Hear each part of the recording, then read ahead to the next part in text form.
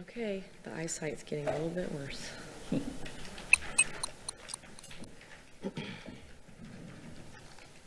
Good afternoon, everyone. It's Tuesday, June 3rd, 2025. This is a school board workshop, and the time is 1:01 p.m. Sergeant at Arms, has the front lobby been attended to? Yes. Thank you. There are 13 items on the agenda: Independent Sales Tax, Surtax, Sales Surtax Oversight Committee report, RSM update, legislative update, safety, hurricane preparedness expectations, construction change order report for April 2025, budget, education, family engagement and empowerment, Fort Myers Beach Elementary, mental health, job descriptions, FSBA advocacy committee positions, public comment, and good of the order of their business. Per board protocol, each board member should strive for 4 minutes for initial comment, 2 minutes for follow-up, with a total of 10 minutes during the discussion. Today we're going to begin with the Independent Sales Surtax Oversight Committee, or the ISOC report. Sarah Cox and Christopher Semenu, committee chair, will be presenting. Good afternoon, board members, superintendent, and attorney Dupree Bruno. I am joined here with Christopher Semenu. He's the current chair of the Independent Sales Surtax Oversight Committee, most commonly known as ISOC. He is here today to present to you the annual update, so I will turn it over to Mr. Semenu. Good afternoon. Thank you for having me, and I just want to acknowledge my fellow ISOC member, Ms. D'Alessandro, is with us as well, just to check up on me. I do believe that I've been on the ISOC since the beginning of the ISOC, and by default they made me the chair this year, so that's why you got me. So we'll just get started, and thank you for having us. The ISOC, obviously, as you know, is made up of 15 members with 2 alternates. We meet quarterly, and really the charge of the ISOC is to make sure that the school system is using the independent sales tax money according to the referendum that was passed earlier on. We do make some recommendations on how we communicate the use of the funds, and then we provide updates to you as the school board. These are the members currently. We have a great community representation out there, as you know, because you appointed them. Ms. Langford Fleming serves as our representative from the board, and I have to say we have great support from the school district staff to do our work. As a reminder of what has transpired since the beginning, in 2018, the Lee County voters approved a half-cent sales tax for the school system. We are now 7 years into that system, into that sales tax. It runs through December of 2028, and so we are 7 years in. To date, we've received about $643 million off of that half-penny sales tax, and the funds expended by the school system are about $525 million. Here's how we have, how you have expended the sales tax funds. Really goes into 4 buckets. I'll go into detail of each of them in the future, but construction, $205 million, maintenance, around $154 million, or 29%, safety, over $60 million invested in safety in our schools, and technology, over $105 million. The beautiful thing that we focus on as the ISOC is that we are investing each of these dollars in every school throughout the district. So every municipality, every school, everything in the district has been touched by these sales dollars. I mentioned that there are 4 areas. The first would be safety. I will admit that the school district does not go into extreme detail with the ISOC about where the investments are made in school safety. That's a good thing. We don't want to have public where cameras are, what other intrusion detection systems and weapons detection systems are out there. So we do meet, the chair meets independently with the school district to assure that those are being invested the way the referendum is intended. The second is on construction. both on new construction as well as renovations.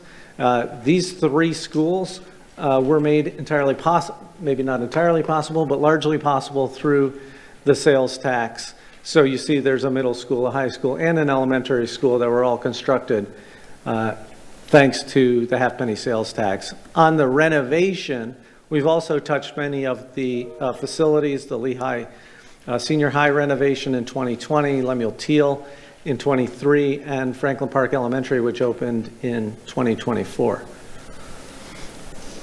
In addition to the 4,800 constructed seats that were built, we've renovated or added 6,800 renovated student stations to date. So this is having a real impact on our schools and the availability of seats for our children. The third area of the sales tax is the use for maintenance. Again, every school has been touched by improving the maintenance of the schools. We've completed over 530 deferred maintenance projects with sales tax dollars, and that goes from everything from air conditioning to windows, rugs, flooring, generators, intercom systems, etc. A lot of improvements across all of our schools thanks to these sales tax dollars.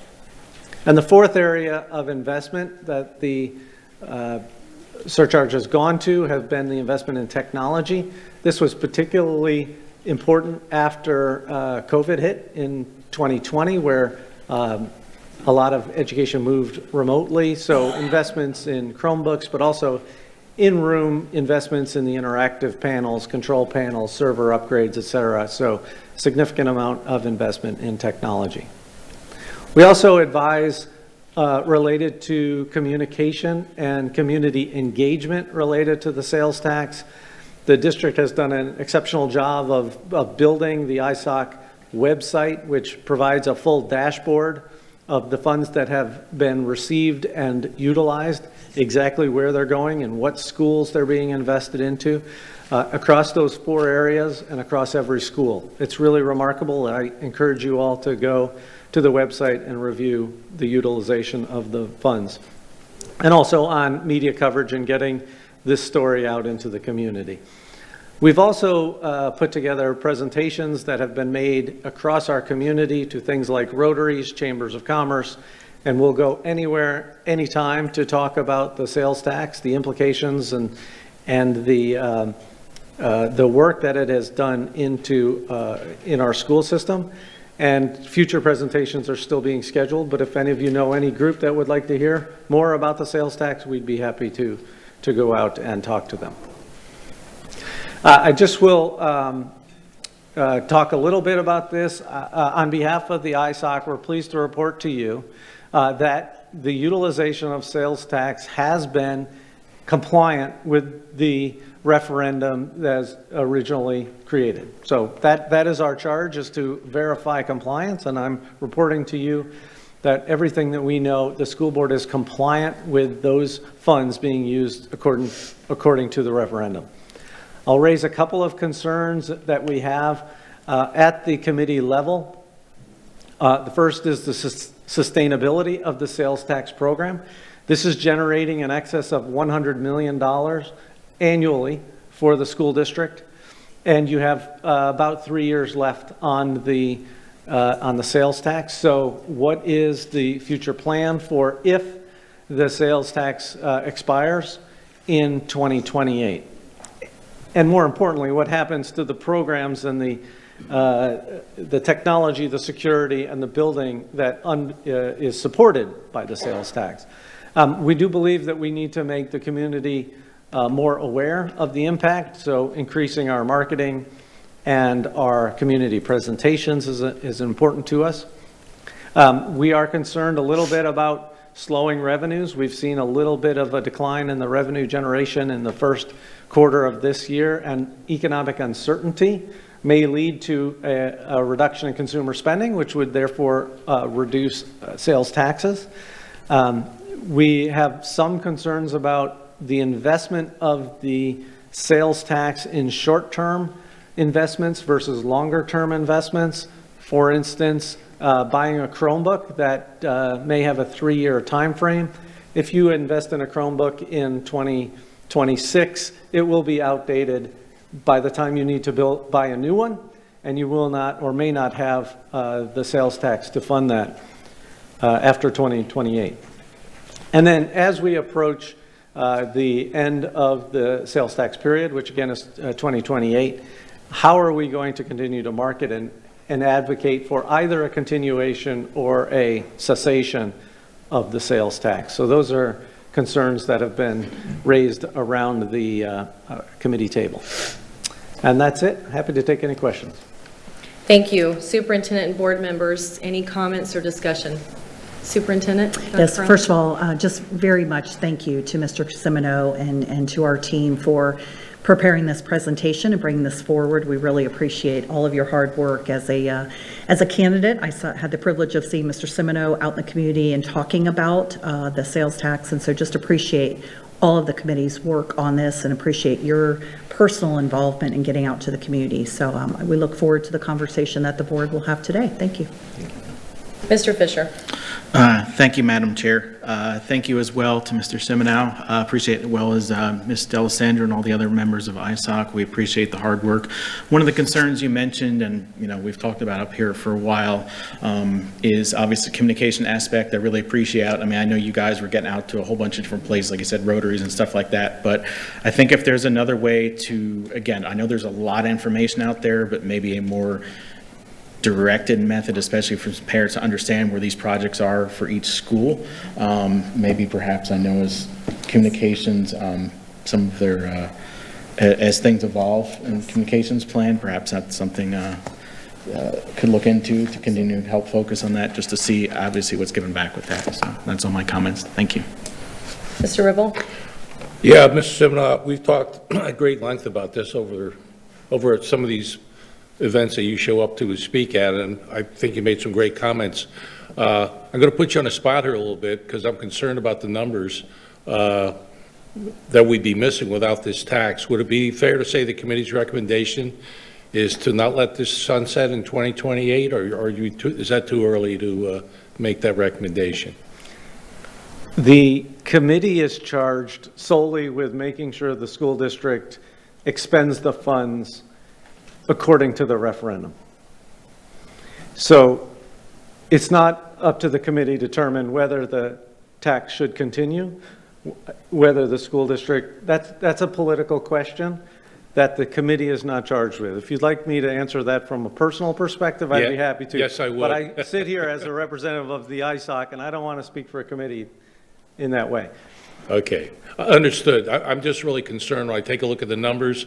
I don't think the forecast on hurricanes is, there's not going to be any more hurricanes moving forward, and I'd just really be scared to death to see what would happen to our schools with damage recovery without these funds. So if we are let this sunset, there's got to be some way to generate revenue, so we got to start thinking about that, because we are going to have problems down the line as these storms continue. Just the air conditioning alone, we spent a ton of money just repairing air conditioners in various schools that were affected. Just my comments. Thank you.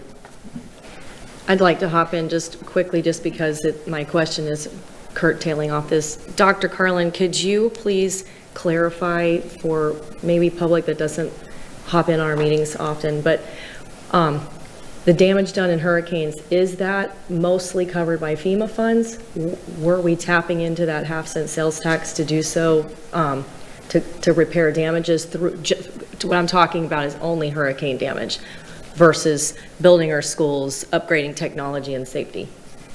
Yes, off the top of my head, I would struggle to answer that question, so I don't want to give you improper information. I can tell you that we would be using our capital dollars. My suspicion is perhaps sales tax dollars, but before I misspeak publicly, I'd like to be able to research that and get that to you in a future board communication. Ma'am, I can clarify that for you. We do not use sales tax dollars for hurricane repairs. There is the capital dollars, like through property tax, that we use, but we have not been using sales tax for that purpose. That's why I asked. Thank you. Mr. Persons, do you have something? I do. Obviously, if we have to keep building schools and doing things, we have to get the money somewhere. And most of that would come from property taxes. versus the half-cent sales tax. What percentage of the half-cent sales tax is borne by the tourists, approximately? We don't have that information off the top of our heads, but we will be happy to get that to you if you would like. I do. Oh, you do? Okay, great. Sorry about that. It's approximately 20%. So that means the tourists are paying 20% of all our capital outlay of all these projects that we're doing. So I just want to put that out for the public to consider in the future, wherever this goes. Thank you. Ms. Jordan? Yes, Mr. Semino, thank you so much for this. Really appreciate that. And I am very concerned with the same concerns you have, I have. And as far as the sunsetting, I definitely do not believe that we need to be doing that. And I know it took us, a year and a half, and I know Dr. Carlin was part of that, the tax referendum when it came out a couple years ago. And it took a minute, like it took, a year and a half, I think, to get it out there and to get people to vote on it. So I think that we need to make a decision sooner than later on what that looks like so we can, because you're out there speaking to the public and doing future presentations of what's to be. So I think you need to have that kind of direction as well. It's like, how do you do those future presentations when you don't know what we're going to have? So I think it behooves us as a board to figure out what our plans are. So thank you so much. Thank you. Dr. Carlin?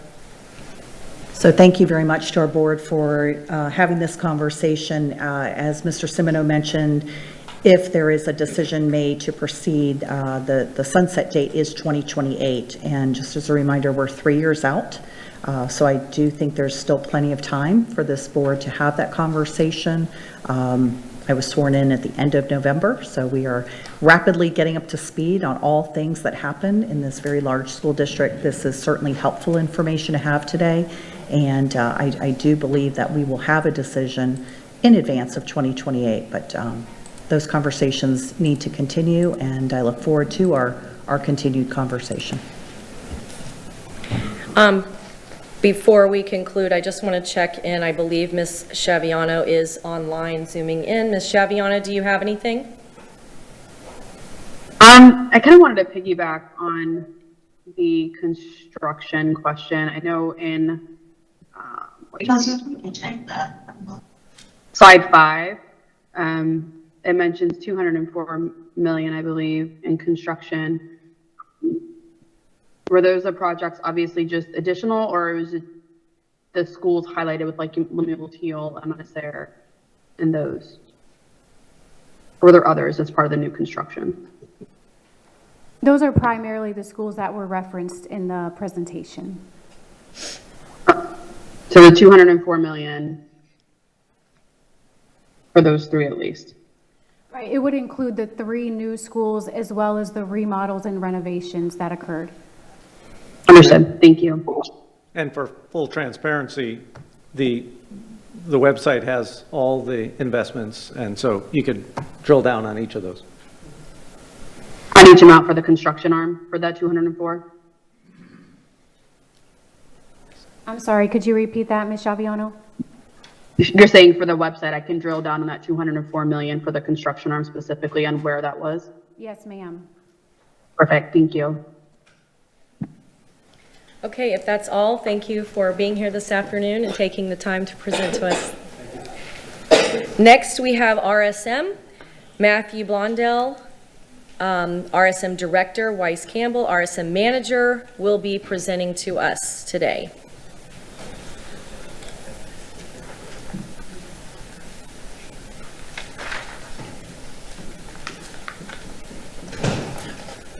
Jerry Spartan. Mm-hmm.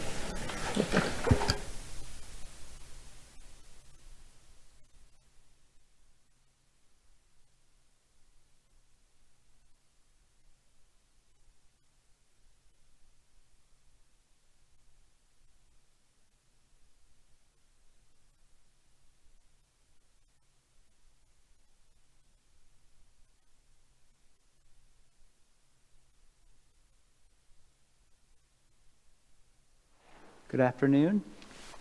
Thank you for having us here today. I'm Matt Blondell. I'm the Internal Audit Director, and we are here to give you an update as your board internal auditor on our current 2025 plan. We also have a brief update on what's going on, what's been happening in our internal audit plan, is also a brief report out on 2 of the reports that we've already issued to the audit committee. So we'll jump right in. So we will be presenting today a brief report out on the capital planning report as well as the facilities maintenance report. These were previously reported to the audit committee in mid-April, I believe it was April 14th, and we had some good discussion with the committee there and have finalized those reports and attached them to the items today for you all to read, but we'll go through a brief report out on those with you today. And then we also right now are currently in the final phases of the ESE services internal audit. We're working through reporting on that now, and we'll be presenting a draft report to management here shortly. And then on incident response, that was an exercise that our cyber IT folks had with your internal IT folks here, and so we are working through the reporting process on that as well. We've already shared the draft report with them, and we're reviewing that with that team. We are also in the midst of performing follow-up testing, which I know we've discussed before, but as a brief update, that's where we go back and look at any open audit items from prior internal audit reports and then provide an update to the committee and to the board that either the action plans identified by management in relation to those specific audit observations, whether or not they've been implemented, and then we do some testing there to validate if management is saying that they have been completed. We test it to validate that it has been completed, and then report back to you all to say, hey, this observation has been addressed by management, and we believe it can be closed, so we don't have to consider it currently. But then obviously, if there are open items, we discuss the impacts of those as well.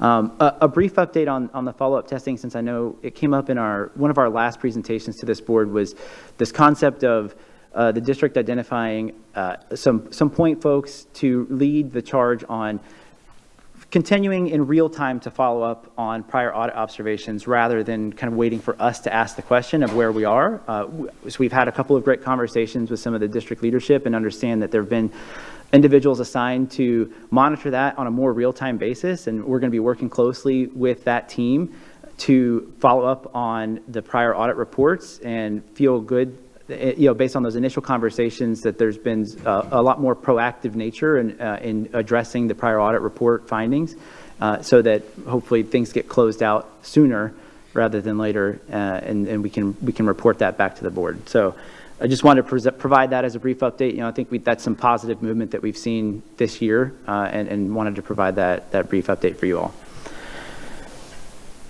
So we'll go ahead and turn it over to Weiss, the manager that worked on capital planning reports and the facilities maintenance reports, to provide a brief report out on the observations in those. Okay, thank you, Matt. Appreciate your time today. I'm, like Matt said, going to walk you through our 2 operational audits that we're discussing today.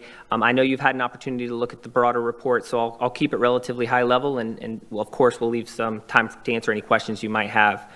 So we'll start with capital planning. So you'll see here we have 3 observations as a result of this audit. We have 1 high risk, 1 moderate risk, and 1 low risk. The scope of this review was really an evaluation of the design of the internal controls and procedures within the capital planning process. So that's from the need identification to the concept of the project and through the proposal and scoping phase of capital planning. So that encompasses the scope of what we were evaluating. The actual observations I'll walk through briefly. The first observation was around the actual documentation to support the capital projects, and that includes the approval documentation. So during our review, we did select a sample of 2 capital projects completed within our audit period, and we identified that there was several documents related to internal and external stakeholder feedback that were expected to be retained that were not, as well as some appropriate approvals that we would have expected that were unavailable for review. Management has provided a response within the report.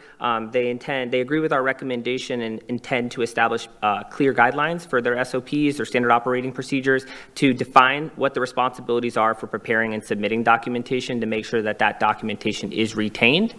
And they have an estimated completion date of January of 2026 for that observation. The second observation is a broader observation around standard operating procedures.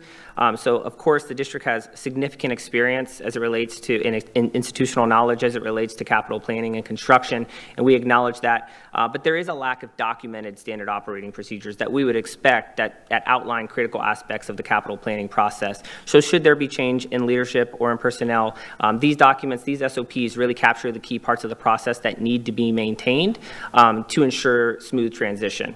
Management has agreed with our recommendation and has committed again to enhancing the existing SOPs to make sure that their guidance is strengthened and the capital planning process is fully documented as it relates to guidance and standard operating procedures. Again, this one is also expected to be completed by January of 2026. The third and final observation as it relates to this project is around documentation of the CIP project priority. So through our review, we did note that no formal documentation does exist to substantiate the rationale that's used to prioritize capital projects.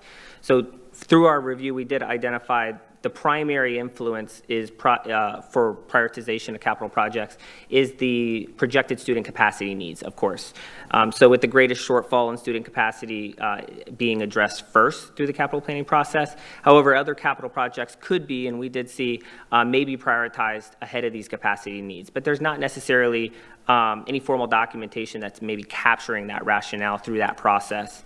Management has agreed with our recommendation again and intends to develop a more within their standard operating procedures, how they plan on documenting the forecasting data that's used, the stakeholder input, as well as the strategic considerations that influence the capital plan, all of which are taking place, just in many cases are not formally documented. So that's going to be a part of their SOPs that they capture to make sure that there's clear transparency as to how projects are prioritized should there be any adjustments.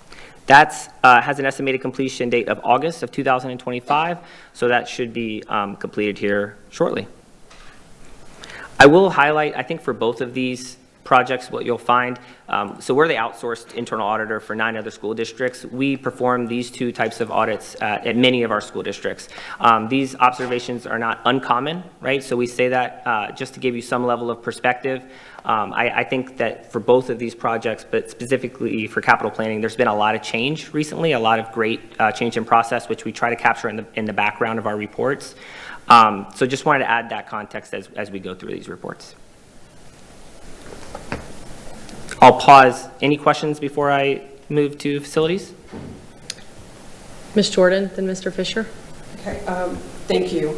I was looking at the background, and it states that we, part of the process, and I thought in 2020 we went through a process on how do we prioritize, I think it was about 2020, how we prioritize the work for the capital plan, but you're saying that we don't have that. And then in the background, it states that that part of this is going to the construction committee, advisory committee, which no longer exists. So if I can address your first question, they do have a rationale. It's just not documented, the rationale, right? So there's a lot of influences that go into how the capital plan is ultimately determined and which projects are prioritized. Our recommendation, and the reason why it's a low risk, is because those actions are taking place, that gives us a level of comfort. But we would like to see that documented so that there's a level of transparency should there be any reason why a specific project is selected over another. Okay, yeah, so, and again, I thought that we had already spoke about that multiple times in the years past, so thank you for bringing that to light. And then probably just the correction that there is no construction advisory committee any longer. That was dissolved, I think, at the beginning of the year, maybe November. Pulling up the report now, I just want to make sure. Unless I'm mistaken. Yeah, I can revisit the report and make sure that that's not the case for sure. I can revisit that. Mr. Fisher? I'm going to hold my comments to the end of the presentation. Thank you. Okay. Anyone else at this time? Okay. Perfect, thank you. So we'll move to facilities maintenance, and this scope of work was an evaluation of the internal control structure and the workflow of work orders within the district from submission by the end user, whether that's a department or a school, through the completion of that work order. So overall, we did have 3 observations, all of which were moderate risk, and I'll walk us through each of these here briefly.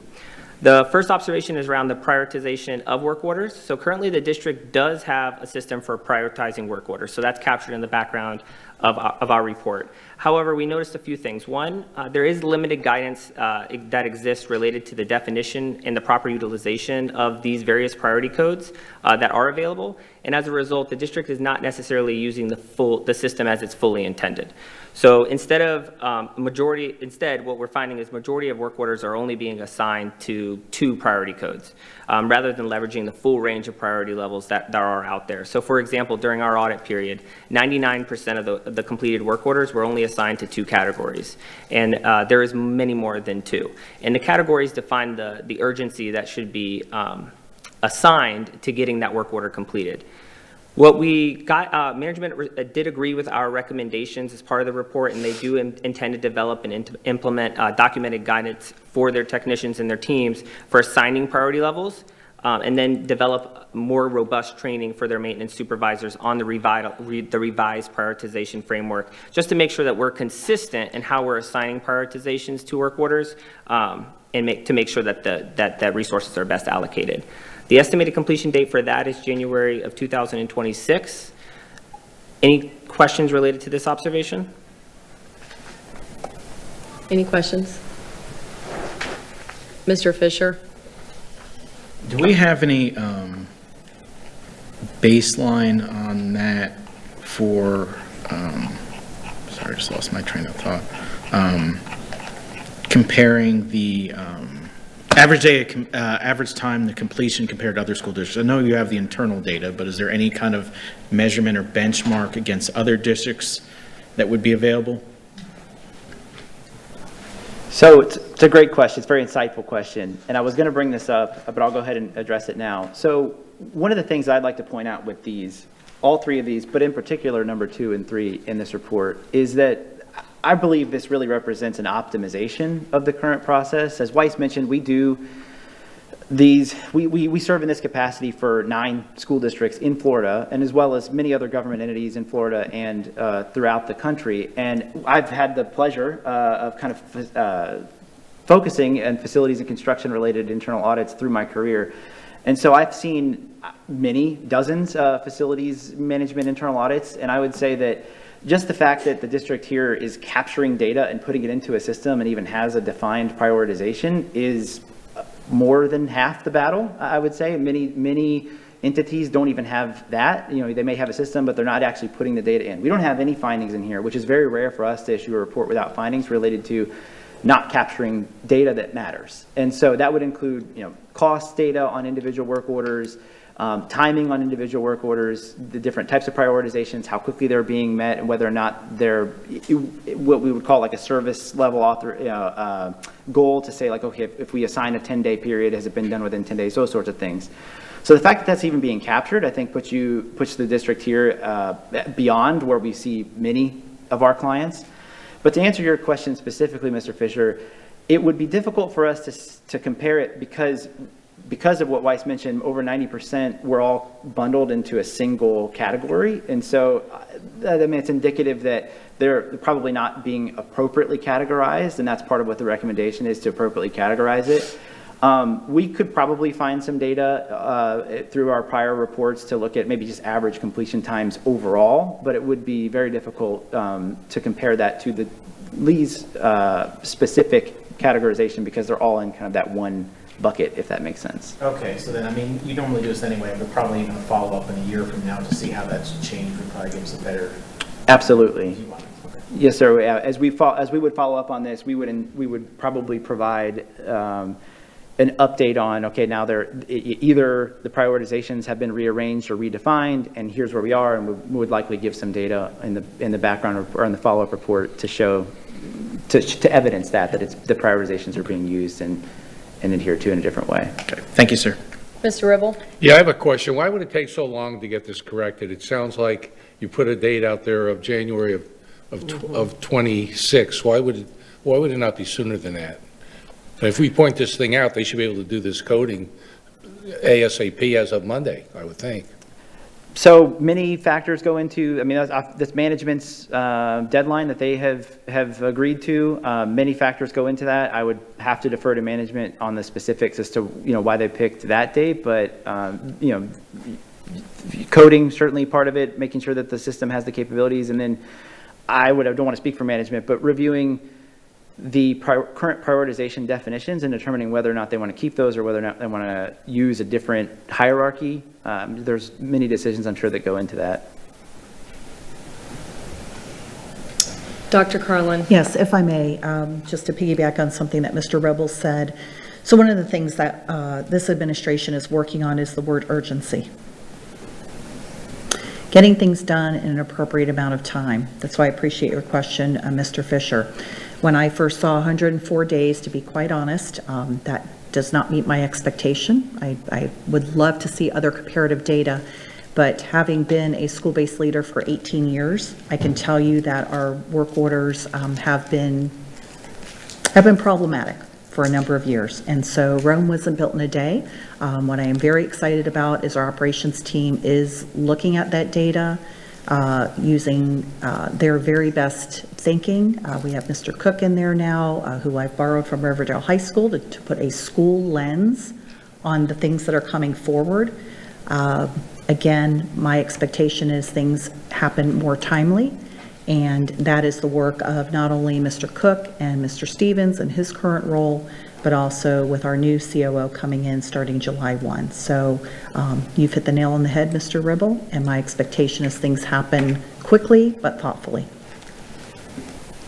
And I'll just interject that when, when I go on my school visits and tour different facilities, this is such a frustration for our administrators who are not in the maintenance and construction wheelhouse, but have learned to be so. I just went and had a great tour at the future Cypress Middle, and like Mr. Cook, Mr. Miller's doing a fabulous job at, keeping his eyes on everything. And but when it comes to these day-to-day work orders, I remember even as a teacher, if I had something broken, I feel like it took 9 months to get it fixed. It's something simple, so I appreciate the word urgency and making that a priority. Thank you, Dr. Carlin. Anyone else? You want to continue? Yes, Okay. thank you. Moving to our second observation, this observation is around warranty management and monitoring. So currently, the district does not track active warranties at the asset level within a centralized or formalized platform. Instead, warranty management is the decentralized process that really relies on these individual shop supervisors to manually identify and initiate warranty claims where appropriate, so they have to track those individually.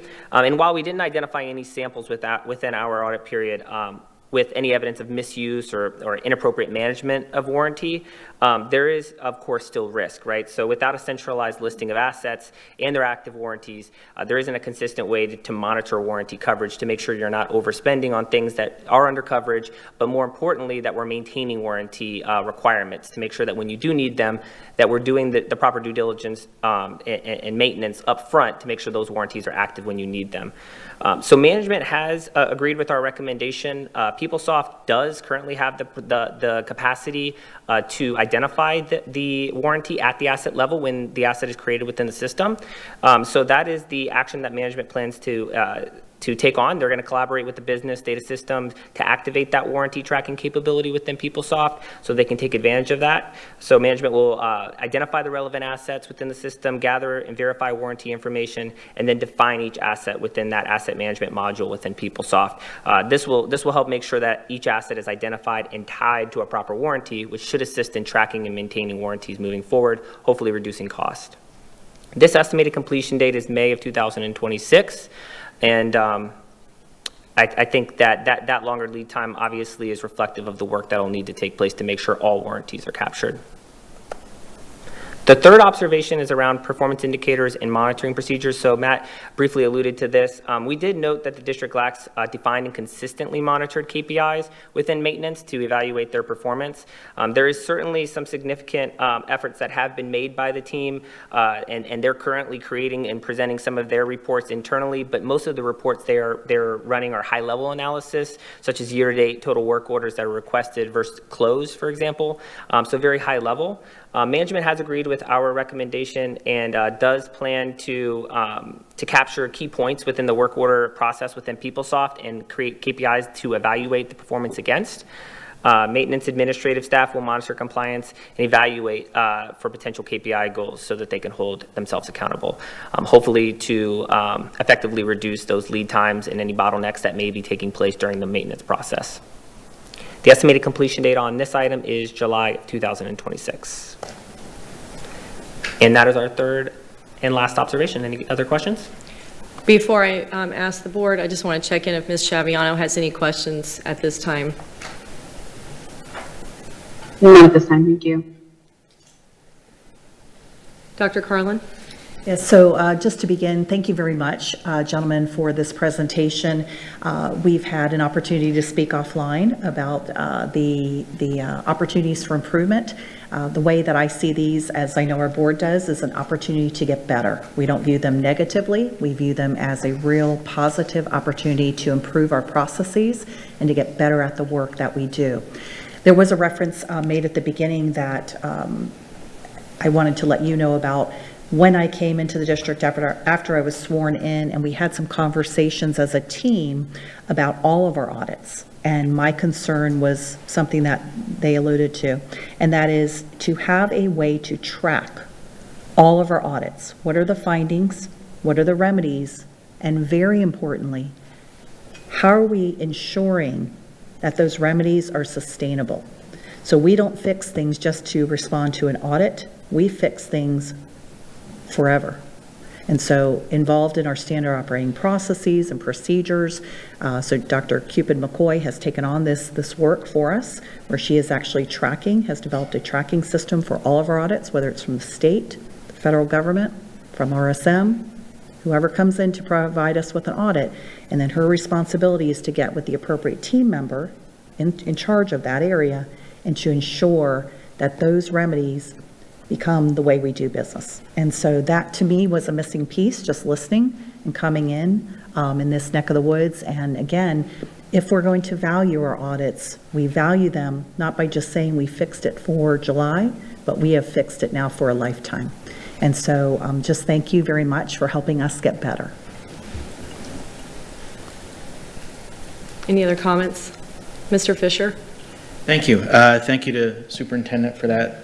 Appreciate that. One of the things, it feels like 3/4 of these audits, once we get down, the battle seems to be SOPs and processes. Once we get that down for the future, I think we'll be in even better shape, and I appreciate your focus on that, Madam Superintendent. Thank you, sir. Second thing that was brought up in this, I appreciate, was also under the warranties, preventative maintenance. So, and I also want to thank our operations as well as Superintendent Carlin. I remember when I first got on the board, and Mr. Langford Fleming, there was a slide that went up that said, we proudly say that we spend less than the state average on maintenance. So, and at least me, and I don't believe the rest of the district is on board with that, because preventive maintenance is so important and will save us down the line our capital dollars. So this presentation has been very helpful, and I just wanted to say thank you to Superintendent and her team for keeping that focus.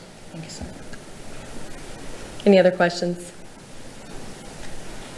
Okay. Thank you all very much. Thank you. Have a wonderful day. We're going to move on to our next agenda item. We are going to have a legislative update this afternoon by Chrissy Houlihan and Riley Kempton, as well as Dr. Kim McDougall and the Gray Robinson Senior Government Affairs Advisor. She will be joining us Zoom.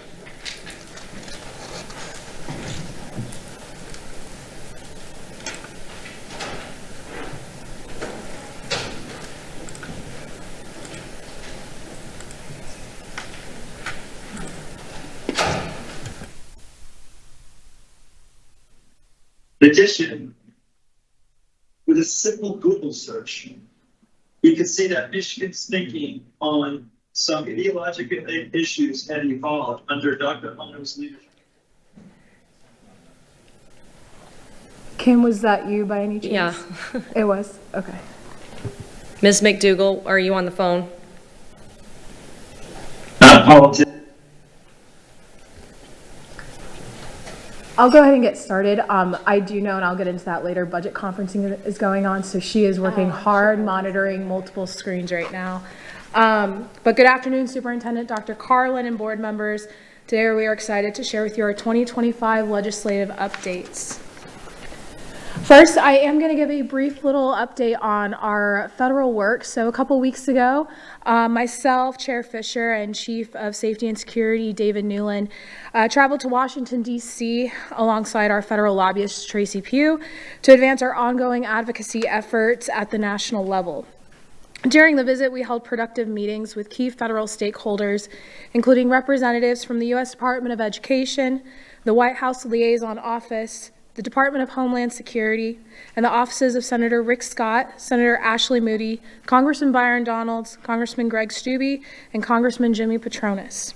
Our discussions focused on topics such as strengthening the safety and security of our schools, and briefly some of the work that our district is doing to expand access to our career and technical education programs for our students. Shifting from federal to state, we would like to share with you some bill statistics. This session, Florida legislators filed 1,952 bills. 255 bills have passed and are awaiting the governor's signature. While we've seen a few vetoes, Hire the president for one of the. While we've seen a few vetoes, the governor is still actively reviewing and signing legislation. There are also 16 bills still pending final passage, currently tied up in the ongoing budget process, which we will speak about briefly here. As shown in the table on the screen, there has been notable decrease in the number of bills filed over the last several years. For example, from the year 2020 to present, the total number of bills filed in the Florida legislature has decreased substantially, dropping from 3,517 bills to 1,952 bills, which is a reduction of approximately 44%. Some could argue that these statistics reflect a more focused and strategic approach being taken by legislators. And then, as briefly mentioned earlier as we were getting started, board members, you are well aware that this legislative session has been particularly interesting, especially in regards to the state budget. When the legislature adjourned on May 2nd, 2025, the House and Senate had still not yet reached an agreement on the budget. As a result, both chambers extended the session to work through the outstanding differences. At that point, the budget gap between the two chambers was approximately $4.4 billion, the largest funding disagreement in Florida's recent history, and nearly 1/3 greater than the previous record of $3.3 billion in 2022. Now for some good news. The legislature has reached an agreement on allocations, and formal budget conferencing has officially started today and will continue through Thursday. The goal is to have a final budget approved by June 16th, allowing for the constitutionally required 72-hour cooling off period before the final vote. The legislature, as mentioned, has agreed on allocations, with the pre-K through 12 budget allocation being just over $16 billion. At this moment, we have not seen them conference yet for pre-K through 12 on the House or the Senate, but we'll keep you guys up to date as that process continues. And then, there you go. With budget conferencing taking place, we are closely monitoring several critical funding streams directly impacting our district's operational planning and student services. This includes items such as per pupil funding, which currently remains at $8,959, although Governor DeSantis has recommended an increase to $9,205, which is a potential gain of $246 per student that would assist with classroom resources and educational programming. Investments in school safety represents one of our highest priorities, as you know. With our district-specific $2.9 million appropriation request for safety and hardening of our facilities, it is currently funded at 50%, which is $1.5 million in the House budget. However, while partial funding is typical at this stage, we remain optimistic that the budget conferencing will get us to the full request. Statewide education enhancements include promising increases in Governor DeSantis's recommended budget, $10 million additional for the Safe Schools and Mental Health allocation, which would expand counseling services and behavioral health support, and an additional $1 million for workforce education programs that prepare our students for high-demand career opportunities. And despite the budget negotiations taking place as a school district and for school districts across the state, we achieved significant success with 3 priority bills that we want to highlight here directly benefiting our students and operations. First one is Senate Bill 296, middle school and high school start times. This preserves our local control over scheduling decisions while adding minimal state reporting requirements. This victory ensures we can continue implementing our Safe Start initiative, allowing us to maintain the flexible scheduling that best serves our students' academic and developmental needs without state interference. The next bill, Senate Bill 1470, School Safety, expands the school guardian program and strengthens security requirements across Florida schools. Most importantly, for our district, this legislation provided crucial clarity on previous mandates that would have required expensive guard shacks at every exterior gate with full-time staffing. We're grateful for Chief Newland, who joined us in Tallahassee this session to advocate directly for practical safety solutions that enhance security without creating unnecessary operational burdens. And lastly, one that we're really proud of is House Bill 809, School Social Workers. This eliminates the requirement for school social workers to pass educator certification exams despite not being classroom teachers. This long-sought reform will significantly improve our ability to recruit and retain qualified mental health professionals who provide essential student support services. After years of advocacy, this change removes a major barrier to staffing these critical positions. These legislative wins demonstrate the value of active engagement in the legislative process and our commitment to advocating for policies that directly improve educational outcomes and operational efficiency for our school district. Some additional bills include House Bill 85, Hazardous Walking Conditions, which expands the definition of hazardous walking conditions to include limited access facilities, maintains existing criteria for hazardous walkways such as minimum width, surface conditions, and speed limits, while providing clarifying language for their application. Senate Bill 11.2, Children with Developmental Disabilities, strengthens and streamlines state initiatives to support children with autism spectrum disorder and other developmental disabilities by enhancing early intervention services, promoting school readiness, expanding specialized educational options, and increasing professional training opportunities. Senate Bill 248, Student participation in interscholastic sports, broadens access for home education and private school students to participate in interscholastic and intra-scholastic athletics at schools affiliated with the Florida High School Athletic Association. It permits home education students to join interscholastic athletic teams at any public school within their resident school district, as long as they have met the eligibility requirements. House Bill 549, Gulf of America. The bill aligns state usage with federal designation of the Gulf of Mexico as the Gulf of America. It requires all state agencies to update geographic references to reflect the new name. Additionally, beginning July 1 of 2025, public and charter schools may only purchase instructional and library materials that use the term Gulf of America instead of Gulf of Mexico. House Bill 597, Diabetes Management in Schools, authorizes schools to store undesignated glucagon in a secure and accessible location for use in treating diabetic students during hypoglycemic emergencies. It allows schools to obtain glucagon by purchase, donation, or grant funding and to secure a prescription through the county health department. It requires that school nurses or trained personnel administer glucagon in accordance with a student's diabetes medical management plan or health care provider's orders, while also adhering to established emergency notification protocols, and grant civil and criminal immunity to health care providers, pharmacists, school staff, school districts who administer glucagon in good faith. All right, now stick with me on this one. This is one of the big education bills that were passed this year, House Bill 875 for educator preparation. It covers a multitude of things. It modernizes teacher preparation, certification, and counseling pathways to strengthen teacher readiness and advanced professional learning. It creates a more flexible pathway for post-secondary school counseling students by allowing a reduced internship requirement for full-time teachers who meet specified experience and evaluation criteria. It authorizes the employment of certain non-degreed fine and performing art teachers while establishing minimum qualifications for those positions. It requires teacher preparation programs to adopt a uniform core curriculum aligned with the updated Florida Educator Accomplished Practices, including mandatory coursework in education foundations and classroom management. It creates the Coaching for Educator Readiness and Teaching CERT program as an alternative certification pathway that emphasizes on-the-job mentorship and performance-based assessments. Expands acceptable methods for demonstrating mastery of general knowledge and professional preparation for educator certification, including alternatives to the professional education competency exam in certain cases.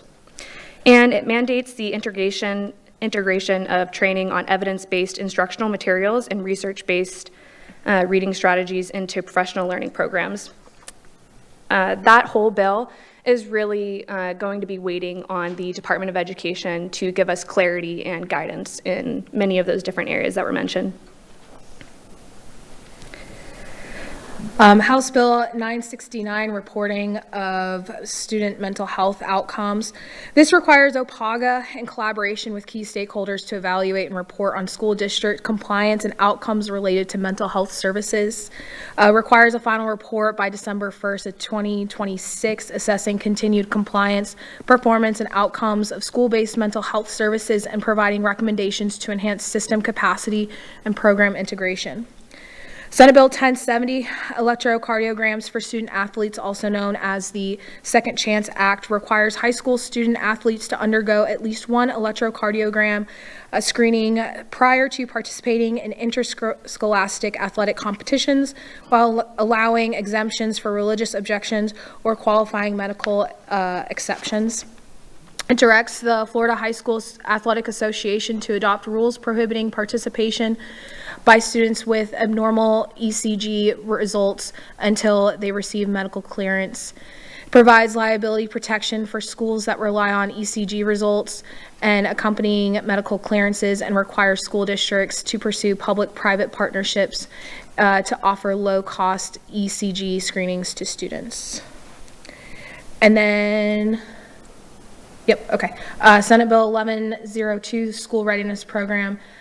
This expands eligibility priorities for children with special needs and introduces new requirements for school readiness program providers to qualify for additional funding, updates the criteria for prioritizing children who need special accommodations by requiring validated documentation of special needs and broadening the acceptable forms of verification.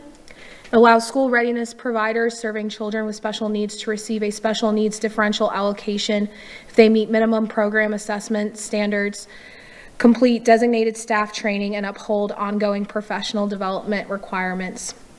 And beginning July 1 of 2027, providers must have staff trained in the early identification of social and communication delays and in inclusive childcare practices to remain eligible for the special needs differential rate. And then lastly, the Senate Bill 1546, background screening of athletic coaches. This extends the deadline for conducting level 2 background screenings for athletic coaches to July 1 of 2026. So with that, we will take superintendent and board member comments and questions. I will say this is a time where Kim McDougal can also potentially address any more intricate questions, and if we don't have your answer here, we can come back to you and get it to you. Kim, are you still there? I want to make sure she didn't run off to budget conferencing. Sounds like okay. She might have had to hop off and run to the Capitol, but any questions, comments? Dr. Carlin. Well, first of all, thank you very much to Ms. Houlihan and Ms. Kempton for all of your work in these two spaces regarding the federal legislative work, and then of course in Tallahassee as well. Just also a very special thank you to Mr. Newland for traveling to Washington, D.C., and to Chair Fisher. I was unable to attend with our team, and I appreciate you stepping in and helping with that trip, so thank you very much. I also want to extend a very special thank you to our board. because as I've watched over the last couple of years, you have really, really been strong advocates, not only locally, but also in Tallahassee for the things that matter most to children. And so just thank you very much. I did want to just reemphasize middle school start times as well as high school start times, allowing us to be able to have some local control over that. So just thank you, because I know many of your voices were very strong in Tallahassee about that, and it looks like that's paying off. Mr. Persons and I had a lot of conversations about the social workers, and I know that became a real passion of yours, and it looks like that's going to move forward. So just thank you again to all the board members, but a couple of areas where some of you were able to step in and really put some extra work into that. And then always school safety being something that we all hold dear and dear to our hearts. So we have a couple of wins right off the bat. There will be more. I feel very positive and very optimistic about that. And just a very special thank you to all of us as a team working hand in hand to make good things happen for children. So I look forward to your comments and your questions. Any board comments or questions? Mr. Fisher? Thank you. First to the board, thank you for the opportunity for me to go up to the DC to work with our Director of Government Relations, as well as the Chief, as well as the Superintendent. Really looking at the meetings as a whole, I think we really had a good foundation. We laid the foundation. There were a lot of great inroads. So those of the people up in DC that were not familiar with Lee County, I believe that they are now in a positive way. So hats off to Tracy from Ballard. Obviously, she did a fantastic job up there, really helped guide us on many things. Hats off as well to Chief Newland and Director Houlihan. They were both amazing in discussions. They were always on point. As I said, the takes and the give and go on that was fantastic. So I really appreciate those both. So that's all. Mr. Persons? Again, thanks for going up there. I got a little feedback from Representative Stubbe that he enjoyed meeting with y'all and learned a lot more about our district. We all know Byron Donald's our representative for the majority of Lee County. Doesn't need to be. He knows everything about us. But great report. I try to follow it, and there's a lot I didn't even know. I mean, because everything sort of came at the very end this year, rather than in bits and pieces where you can stay right on top of it. So I know it's really tough for y'all right now, and there'll be a lot more new stuff tomorrow and the next day and the next day. So we appreciate you keeping us informed. That's all. Thank you. Ms. Shaviano, do you have anything?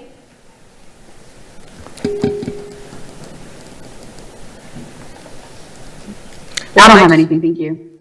Okay, thank you. I'll just piggyback off of what Mr. Persons said. You two have been invaluable to the district. I haven't felt this updated since I became on the board, and this isn't the only time we talk to these two lovely ladies. They keep us updated constantly through emails or updates or phone calls, so I really appreciate the extra effort you've put into this. Thank you. I would like to just say thank you, and I'm sure Riley feels the same.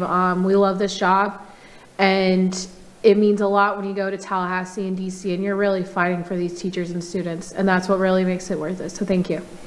You're welcome. All right, we're going to move along. Next, we have safety and hurricane preparedness expectations. Dave Newland will be presenting that to us this afternoon.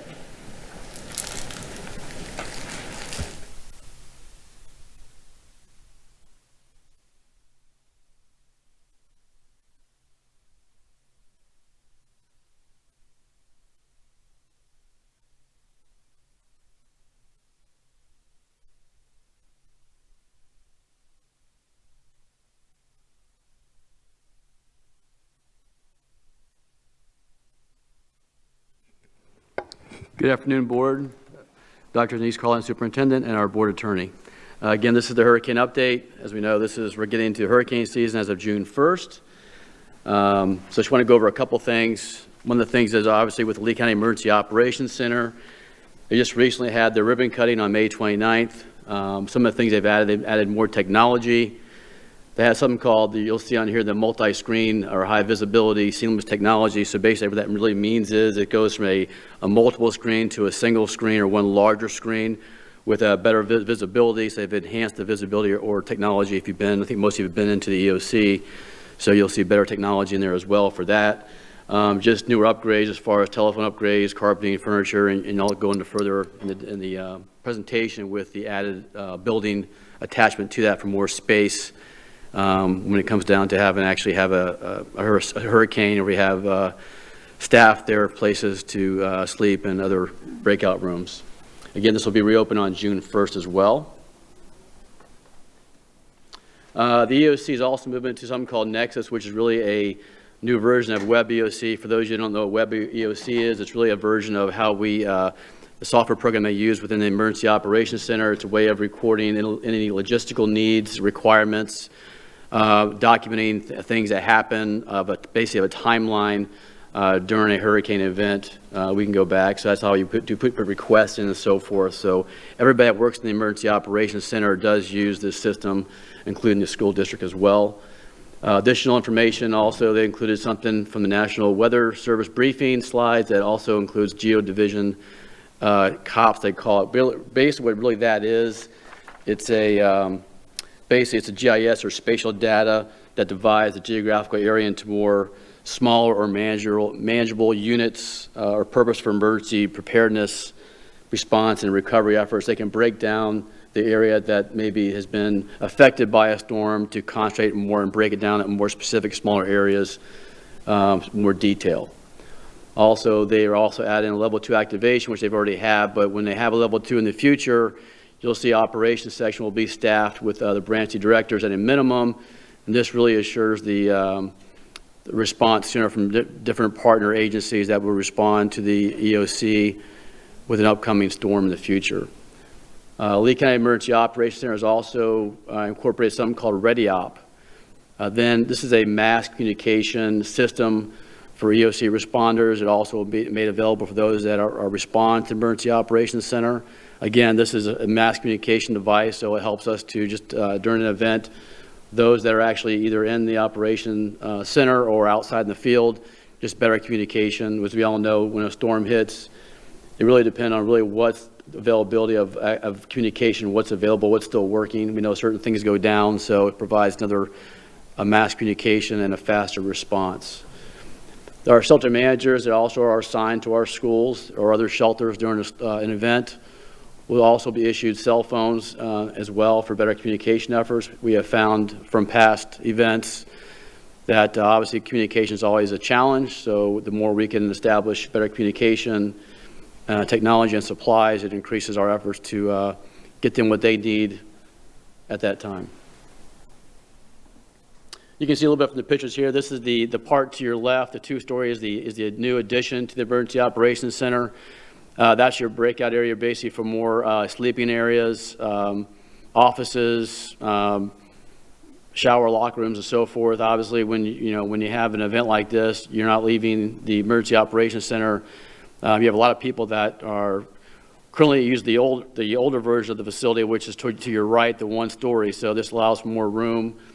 And normally you have 12-hour shifts, so this allows for those to take a break during the situation, get enough rest to come back and continue the emergency efforts.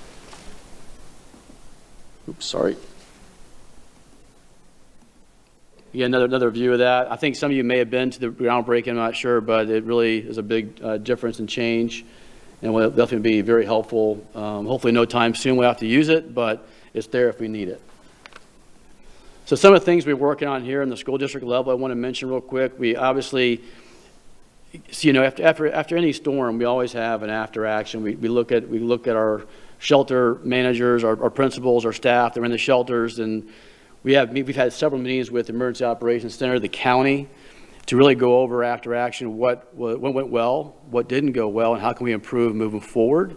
So I can tell you we had probably at least 3 meetings with all the staff, including, again, shelter principals, those administration and staff here, talk about how can we improve moving forward. So it's very good conversations that we have implemented certain things going into this season. So one of the things, for example, we want to really be specific as far as district responsibilities. and that was spelled out in our new hurricane hazard emergency plan. So really every area knows exactly what their responsibilities are before, during, and after an event. So everybody knows, again, it's easier to take that with you wherever you're at, and you know exactly what you need to be doing after as well for recovery efforts. Communication protocol, another conversation. We did that pretty much in stages. As we all know, during an event, it may not be as hard for communication, for connecting, but we all know after an event, sometimes certain communication is broken down. So by putting this together, we all know the timing of how often we want to communicate with one another, and how do we go about doing that. So if we always have backup communication. We obviously have our radios and other things we use as well. But it's important to have that in a policy and in communication to discuss that, so we all know what to do when that event takes place. We've looked at assessments for school site damage. So I know our IT department's been working with operations, developing an assessment tool basically. So when we do have to go in recovery efforts, we want to be able to expedite that assessment of what's needed to get schools back up and running sooner than later. So by putting this together, we'll be able to compile data faster, so it can be seen faster as well. And then we can reopen our schools, again, faster than we have before. So we look at these things in the past. We want to improve their response. Staffing volunteers. We've also looked at asking or looking for volunteers who could be available or maybe might remain in the area during a storm. You don't have to be there, but if we know you're going to be here, we'll know maybe what part of Lee County you live in, where you maybe would want to respond to. And if you are available, we can actually have that person respond even afterwards as a help for recovery efforts, possibly, maybe not even before a storm. But we have that, not knowing that going into it, we'll have that volunteer list that we can use based on if you have any shelters open, so we can send that person closer to that shelter if needed. We also have linked up information to up-to-date contact information for our employees. So we all know that sometimes things change with our employee information. So we have a link with a plan that you can go into the link to pull up information. It's a contact information for employees as well if you need to get a hold of somebody. And then shelter training obviously is a big thing that they're doing actually right now, or going into it right now. They actually go out to the shelter sites directly, work with the shelter teams, with the county to walk the shelter sites. That way they can ask questions about the sites itself, what part will be open. We've gone over the generators, what part of the shelter's generators actually power on, what works as well. So that's a good discussion to have as part of the training, and as well as the support staff that will come out to the shelters if we do open one as well, and what those assignments are looking like. So we've had a lot of detailed information and questions, conversation moving forward as far as this year to improve going into this year's hurricane season. But just want to share some of the kind of a high level what we've been working on. The conversation we had a meeting yesterday with the National Weather Service. We're just going over just certain trends, updates, recommendations for this year. It's really nothing, I would say, new, just the verification, or just to say that when they give out information as far as evacuation, to please take it seriously. And it's a lot of it's about the flooding and surge. So it doesn't always mean the I would say level of the hurricane, but it could mean more the size or how fast it's moving can cause, we all know, more flooding damage than as we've seen before. If you look at comparison hurricanes. But I'll stand by for any questions you may have about anything with the hurricane plan. Superintendent, board members, do you have anything? Dr. Carlin? Yes, ma'am. Thank you. Just a big thank you to Mr. Newland. All things safety rest solidly on his shoulders, and he has very broad shoulders. We know that. And he takes school safety, including hurricane preparation, very seriously. So we just really appreciate all of your efforts, Dave, in that regard. We're hoping this is going to be a very quiet hurricane season. I'm knocking on wood real fast. But if we should have an event, if we should have a storm, Mr. Newland and I have partnered to make sure that our leadership team is ready and well prepared. And so we look forward to your discussion. Thank you. Any comments at this time, board members? Ms. Jordan?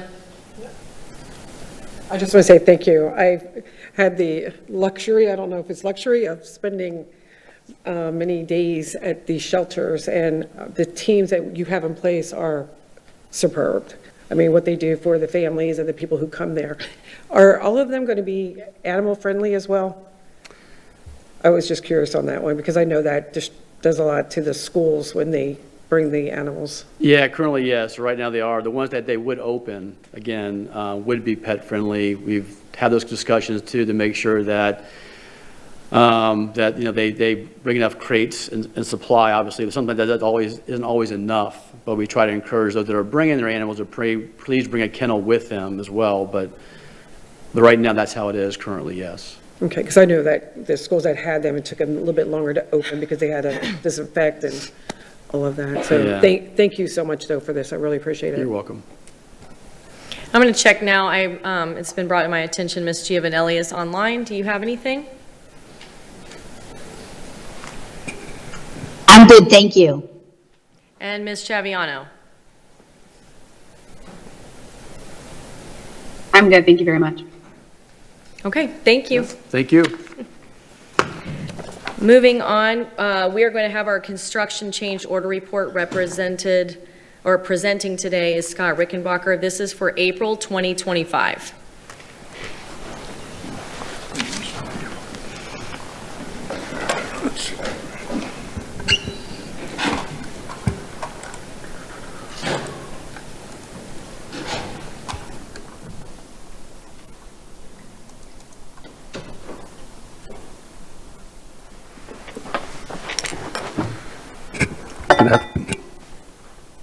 Everybody. Good afternoon, board members. Superintendent Carlin, Esquire de Bruno, Scott Rickenbacker, Director of Construction. This is your April 2025 change order report. As you can see this month, we expedite 424,965.84 in DMP change orders, resulting in a tax credit back to the district of 24,101.84.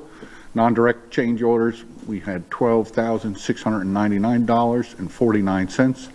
We received a credit from a project of $12,699.94 for a cumulative total of $36,801.33 returned to the district. The secondary breakout sheet breaks out all of the change orders and the three components and contingency adjustments for the projects. We had one DMP, 3 pure contract change orders, and 4 contingency adjustments. Are there any questions?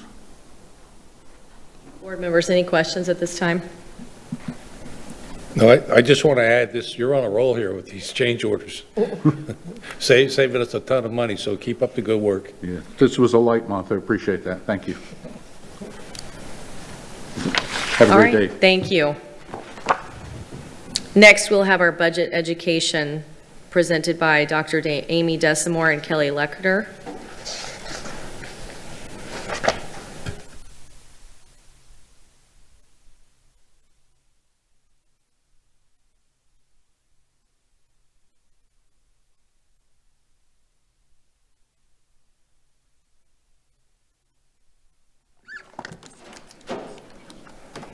Okay, all right. Good afternoon, Dr. Carlin and members of the board. We have 2 separate reports for you today. First, with Mrs. Kelly Letcher, we will go into a budget overview, a budget update for what we have right now. Of course, you just heard some of the latest information from the previous briefing about the legislative update. We don't have any of the details related to the budget that's ongoing right now. Of course, when we posted this information, that hadn't even happened yet. So we're going to be catching up with that. And then later on with Mrs. Sarah Cox, we have some information for you related to the fiscal responsibility and transparency campaign and effort for the school district. So I'll turn it over to Mrs. Letcher. Thank you. So this is going to be kind of short and sweet for me because without having an actual budget, it's not a whole lot of information to share. But I wanted to talk about our capital plan again. Last month, we talked about the revenues that were in the capital plan. This month, I wanted to share with you some of the other things that are in the capital plan so that everyone has some idea of what's in there. Of course, we discussed the schools by zone that's going to be in there. We went over those in depth last month, which schools they were. But as well as new schools, we also have things like the purchase of buses, technology upgrades, transfers to charter schools, and these transfers include both PICO dollars that they get as well as their proportionate share of the capital outlay millage. We have school improvement projects, both maintenance and construction projects, safety to life to make sure that all of our schools are safe. If we have an issue, we want to make sure that we can correct it. And security upgrades. We also have things like school equipment and things like that within the capital plan. Some things that I want to point out is as we're moving forward, we're still working with the capital committee, trying to finalize the capital plan, making sure that we've covered all of the needs. We are making sure that within the plan, we retain a 10% reserve as recommended by the board in both the end of the 5 and 10 years. And we are ensuring that we're staying within the statutory compliances of our debt limits for capital outlay millage. The other thing I wanted to speak about was our internal service funds. This is our self-insurance fund for property insurance. It is increasing this next year by 3.75%, which is about $632,000, which from my standpoint, very happy to hear it's not another, couple $1 million like it has been, so this was good. So we're at about 17.5 million at this time. I just want to make sure everyone's aware that this is not just an effect on the self-insurance fund, because those funds are transferred from the general fund. So any increases we see in this also hit the general fund. Things that are included in there, we made a list of them. I'm just going to go over a few. Of course, is our property. We have terrorism insurance, excess liability, cyber liability, catastrophic student, accident insurance, flood insurance. It includes all of those insurances. Again, going forward with what's next, we're hoping to have our first FEFP calculation this month. When I do, we'll be providing a preliminary budget to you all. We will be reviewing enrollments at schools, and that, as you know, is a repeated thing that we're going to be we do all the time. In July, we're hoping to receive our second calculation with the final millage amounts. Then we will be advertising the budget per our truth and millage requirements. We'll be providing the tentative budget to you all and having a public hearing in July on that. Then in August, we will welcome our students back to school.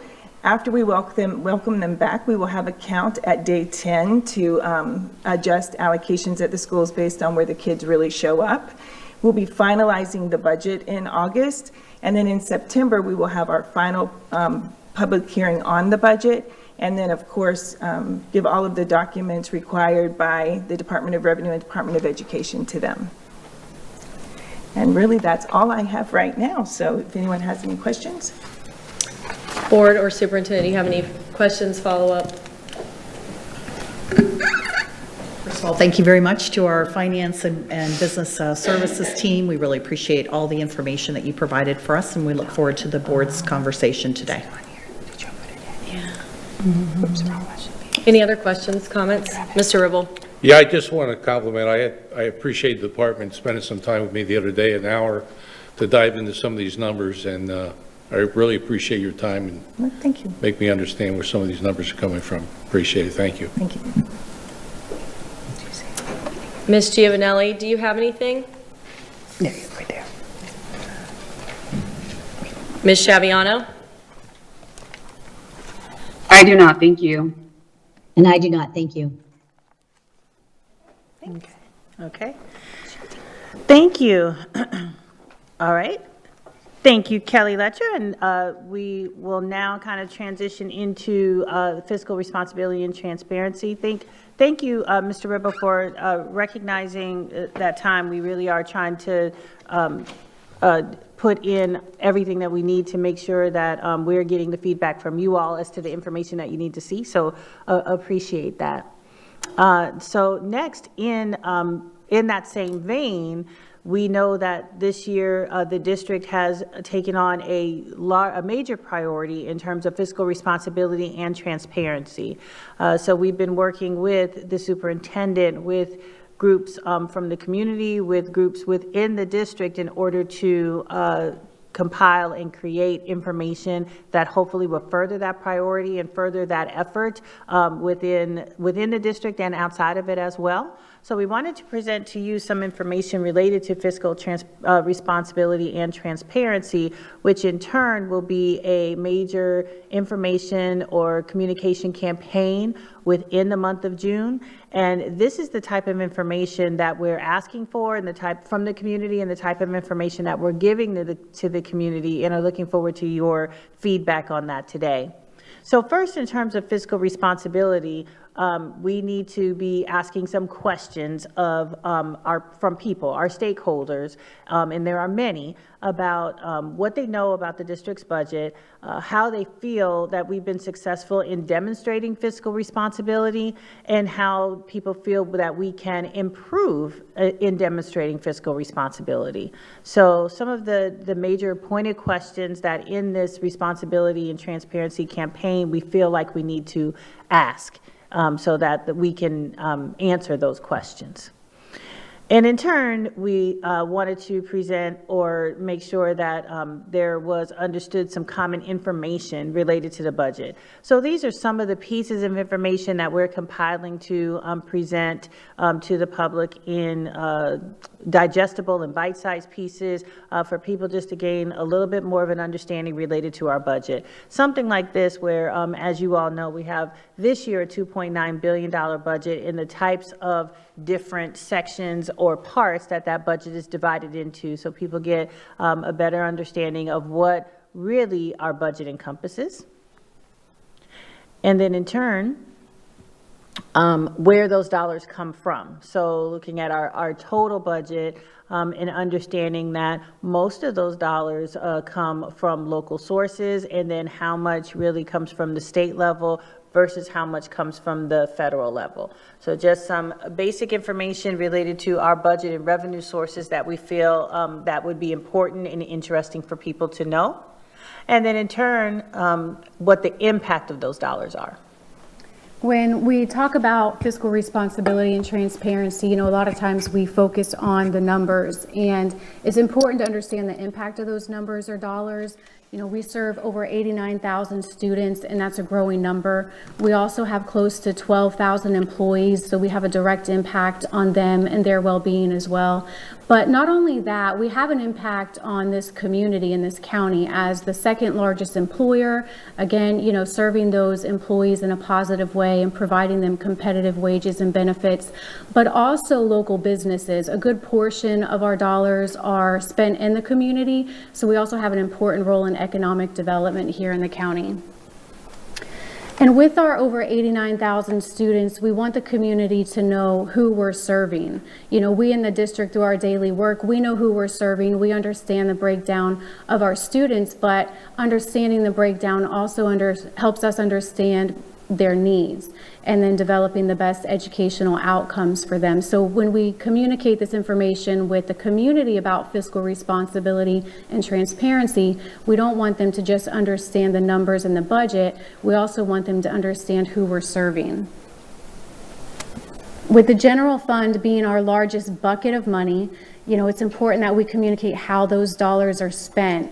Salaries and benefits is no surprise. We are a human capital organization, and we are people first. So it should be no surprise that of the general fund, those dollars make up 67% of our budget. And then we also have a couple other buckets of funds that we spend, such as purchase services, supplies, energy, which would include things like utilities, the diesel that runs our buses, and some other smaller buckets, but trying to give the community that big understanding of where we spend our dollars, specifically within the general fund. We hear a lot about reserves and fund balance in our conversations related to the general fund, and it's important to distinguish that they are two separate things. A lot of times we use them interchangeably because they kind of are similar in the fact that they both represent the financial health of the district. But with the reserves, those are amounts amount of funds that we set aside for unexpected financial needs such as the FTE shortfall, emergencies, natural disasters, and of course needs that come up through the year from our schools and departments. The fund balance, on the other hand, is a measure of our available financial resources, typically taken at the end of the year. It is something that we measure throughout the year, but it's typically measured at the end of the year and represented in our financial report. So we want to highlight to the community that, you know, while we talk about these two things interchangeably, they are a little different. Recruitment and retention are major initiatives and major challenges for our district, and our funding is a major contributor to how we can do that in terms of recruit and retain. And so we do have some general information related to teacher salaries here, both how our teacher salaries, beginning and average salaries, compare to the largest 10 districts, of which we are one of, and then also in comparison to our districts that are in close proximity to us. We believe that this information is important for people to have, and then also for us, of course, for the district to have and to strategize around in terms of how can we increase our competitive advantage when we look at our major competitors, of which these are some. And so on the next slide, again, we are giving some more information as well in terms of how both the beginning teacher and the average teacher salary have increased over a period of time, and the average compensation increases for that group over several years.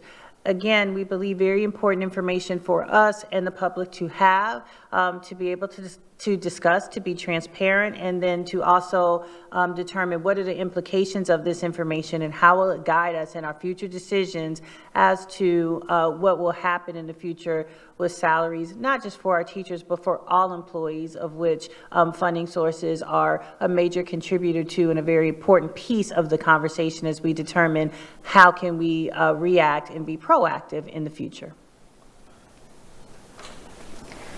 The second largest pot of money in our budget is our capital appropriation, so it's hard not to talk about the budget and not talk about capital. So this slide represents the appropriations of funding related to capital.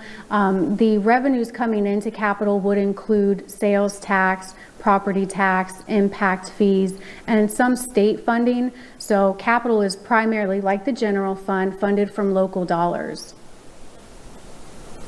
And in our current year, fiscal year 25, 5-year capital plan, here's just some highlighted things that we have within the plan, such as the building of 8 new schools, rebuilding 2, remodeling 3, adding space to Bayshore and Cape Coral Technical, and then all of the maintenance projects that get encompassed into capital. And it would be hard not to discuss the half-cent sales tax and the impact that it has had on our capital plan. We've received over $643 million since the tax began in January of 2019.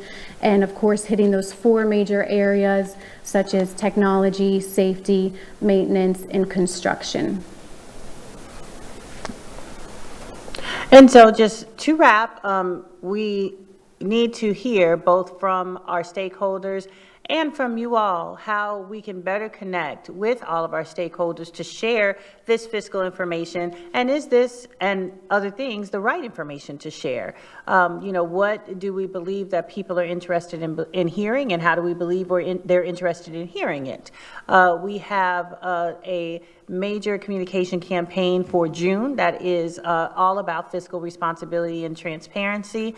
Will include Fiscal Fridays, in which information goes out to community every Friday in the month of June about all things financial, things that have to do with fiscal responsibility with the community in order to try to enhance the transparency that we have, the communication link, the connection that we have with the community, and all of our mutual understanding of all things financial within the school district of Lee County. So I'll leave it there to take any questions or comments that any of you may have. Superintendent or board members, do you have any comments or questions? Dr. Carlin? Yes, so we have kicked this off, as Dr. Desamores and Ms. Cox talked about, with our community. One of the things, and I know we're all elected officials, but one of the things we all hear, I believe, or at least I heard as a candidate, was how can we learn more about your budget? There are entities that put a significant amount of information out on the web. I believe we work very hard to get as much information as we can, and I've challenged our team to put even more out there so that the community is aware of how their taxpayer dollars are being expended. So know that that's work. I'm really proud of our team about Fiscal Fridays. I love that, and like I said, we continue to find ways to increase the amount of communication we're having with our community relative to our budget. After all, they are their taxpayer dollars. And so we believe our community deserves to know how those dollars are being spent. So we look forward to your conversation today. Thank you. Any conversation, questions, Mr. Persons? When y'all figure the average salary of our teachers, do you like add all the salaries together and divide it by the number of people? Or is it more of a median? Yeah, pretty much. It's the, I'm sorry, go ahead. That information comes from the Department of Education, so we send up staff surveys to them frequently, and so those average salaries come directly from the Department of Education website. Okay. It just seems like I know we have a large amount of new teachers every year who would sort of want to move our average salary down toward the lower end, it would seem. But I don't know, that may be common in every district, retention problems, but some districts may not have much of a turnover and theirs would be higher. So I just don't find that very useful. Okay. I still would like to see where we're at, 5-year teacher, 10-year teacher. You mean how many 5-year teachers we have? Not How only that, many but 10-year? I would love to know where our salaries compare for, let's say a teacher's been here 10 years. Compared to somebody else's 10-year teacher? Other districts, yeah. Got it. Okay, I mean, understood. to me, that's more useful to see if we're being competitive. Now, the beginning teacher salary, I can definitely tell, because that's this, Yes. where it is. But the others, I would love to have that information for me, that's all. Okay, understood. So the different year lengths and how those actual, or maybe the average salary of those people at a year 5 or a year 10 compares to someone else out there. Yes, thank you. Okay, understood. Not sure how easy or difficult it would be to kind of gather that information, but we can do some fact finding to try to find out. Okay. Ms. Giovanelli, do you have any questions at this time? I don't have any questions. I just want to thank Armor, because I think that's a great point and great information that we could have just to get a perspective, because we do. I mean, I've had teachers in the past say, I retired after 20 years or 30 years, and I was only making, $50,000, and I'm just using, a number. But, how does that compare? And that is the question, I think. So thank you, Mr. Persons, for that.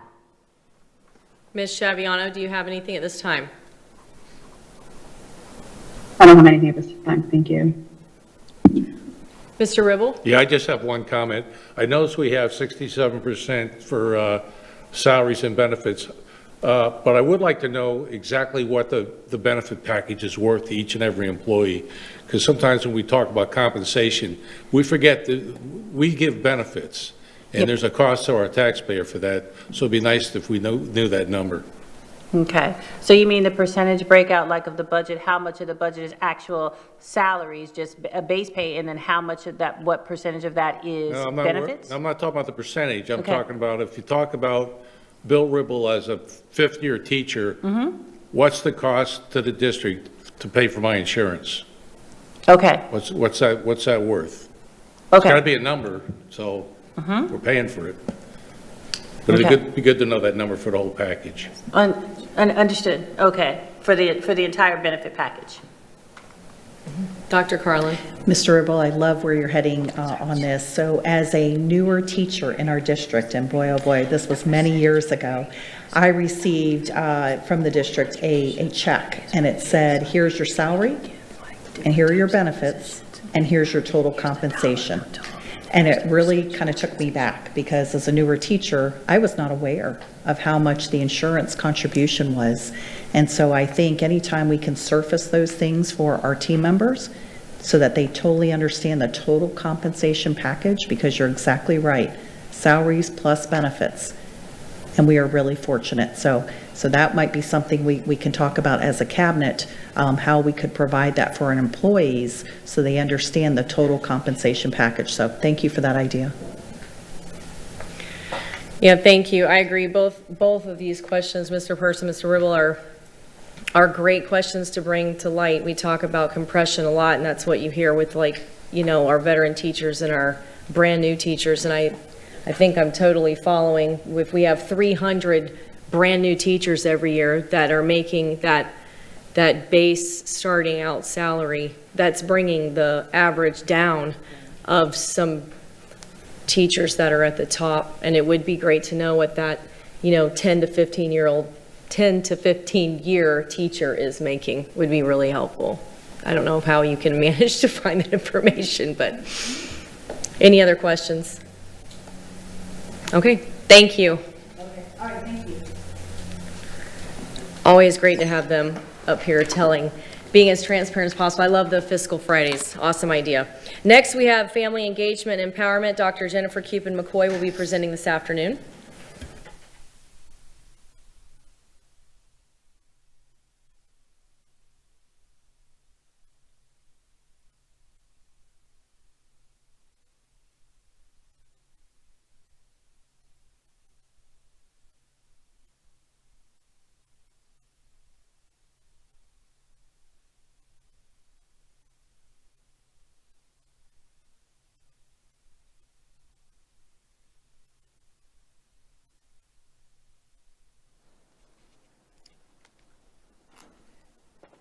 Right, good afternoon, Chair Langford-Fleming, Board, Superintendent Carlin.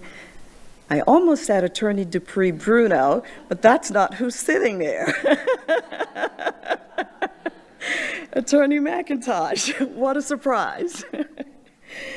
Before I get started with the presentation this afternoon, I'd like to take a moment to recognize some of the task force members who are sitting in the audience this afternoon. So at this time, I believe I see Ms. Amber Ware. If you can please stand for me. I see Mrs. Darlene. Please stand for me. And one of our internal members, I think Mr. Edie, is also here, if you can stand for me. These are three of the individuals who make up an 18-member task force. And while all 18 members weren't in attendance at every meeting, we had more than enough individuals represented at every session to work through each of our objectives. I am grateful for their presence here today because they are involved with their own lives, but they're committed to this collaborative effort with us as a district. And so thank you so much for being here and for your contributions. Today's presentation is going to focus on aligning family engagement and empowerment. We'll take a look at some of the objectives and outputs that we had for the past couple of months. There are some emergent recommendations that have been discussed, and I'll share those with you, and then we'll talk a little bit about our next steps. Envision 2030 definitely provides a roadmap for us in terms of how we capture parent engagement and empowerment. KPI 8.1 specifically says the focus is to increase the percent of families that report positive responses to being welcome as a partner in their child's school. If you take a look at what's on the right side of the screen, you will see 6 district priorities. One of those priorities also focuses on empowering parents as partners in their child's education. So collectively, Envision 2030 and our district's strategic priorities clearly emphasizes the critical role of families as partners in education. While she was the candidate, not yet our superintendent, Dr. Carlin had the opportunity to capture quite a bit of anecdotal information. And that was important because as a result of that, multiple trends emerged. And those trends were later quantified into our district priorities.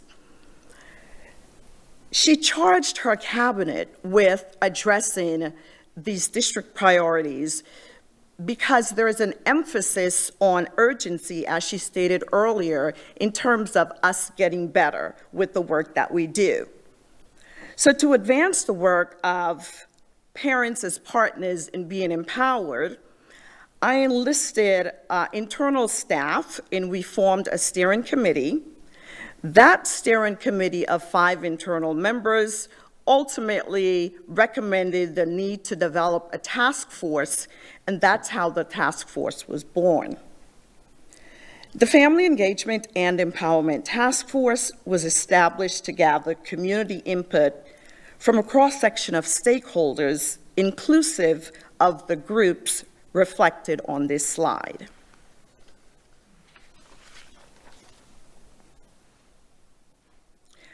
I mentioned a while ago that family engagement and empowerment information is captured from annual surveys. That's what KPI 8.1, that's how the information is captured.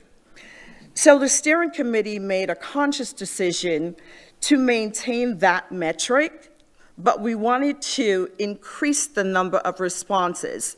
So if you're wondering, why are we focused on surveys? That's the reason we're focused on surveys, because in Vision 2030, the mechanism by which we measure 8.1 is through the use of surveys. Last fall, we captured 4,127 responses when we asked our families if they felt welcome at our schools. When you think about the 89,000 plus traditional students that we serve, that is a very small percentage. So the goal of our task force is, how do we incrementally and systematically increase that number? As a result of that, we formulated a SMART goal to increase that 4127 to approximately 9,000 responses by the fall of 2025. Now, you may say, and you would be correct, that 9,000 responses is still insufficient if we're serving 89,000 students, and I absolutely agree with you. However, it would double the number from where we started, and our goal is to increase that over time.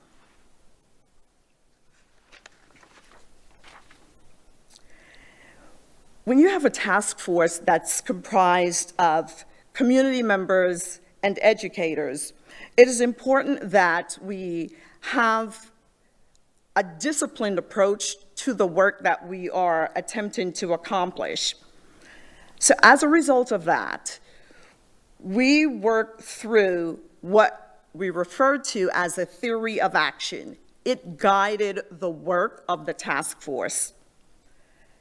This allowed us to be purposeful with what was discussed, and it is important to keep in mind that through the use of this theory of action, we didn't come together to automatically identify recommendations.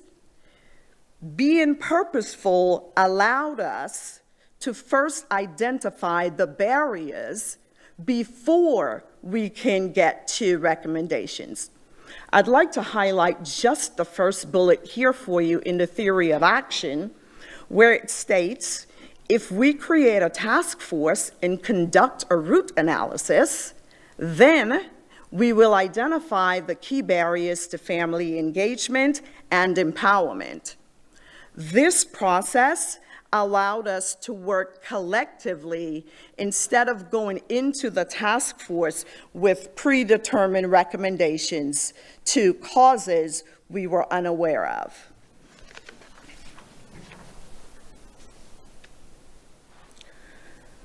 Dr. Carlin was sworn in November, and she charged her cabinet in December with addressing the priorities. So this task force was formed in January. On this slide, it gives you an idea of the work that was conducted by the task force in each of the preceding months. And we do have one additional meeting, which is on June 9th, at which time we will work through the emergent recommendations to generate final recommendations.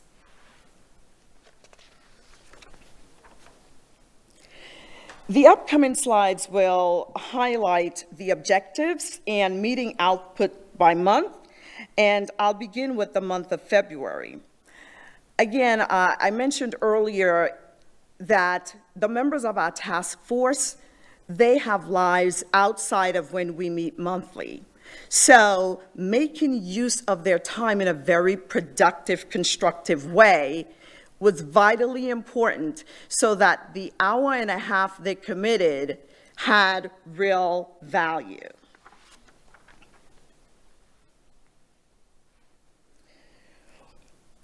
In February, one of the first things we did with the committee was creating common language. And that was important because we each have a different perspective of what is meant by engagement and what is meant by empowerment. Now, in order for us to work collectively as a group, it was critical that there was a common understanding. But district staff did not go into that environment with a definition. Instead, we used a protocol that allowed all of the voices to be heard and generated the common language that we used for the duration of our time together. And I'd like to share that with you. The task force defined engagement as follows. It is intentional interactions that leads to greater connection, communication, and participation. That is how the task force defined engagement, and that's been our way of work since. The task force also defined empowerment for parents in this manner. 1, the parent knows that if he or she needs information from their school about their child, that they will receive that information. The parent has a relevant voice in collaboration with the district and school. The parent feels a sense of ownership and trust in both their students and the school and district. And the parent knows how to access resources to support their children on their educational journey.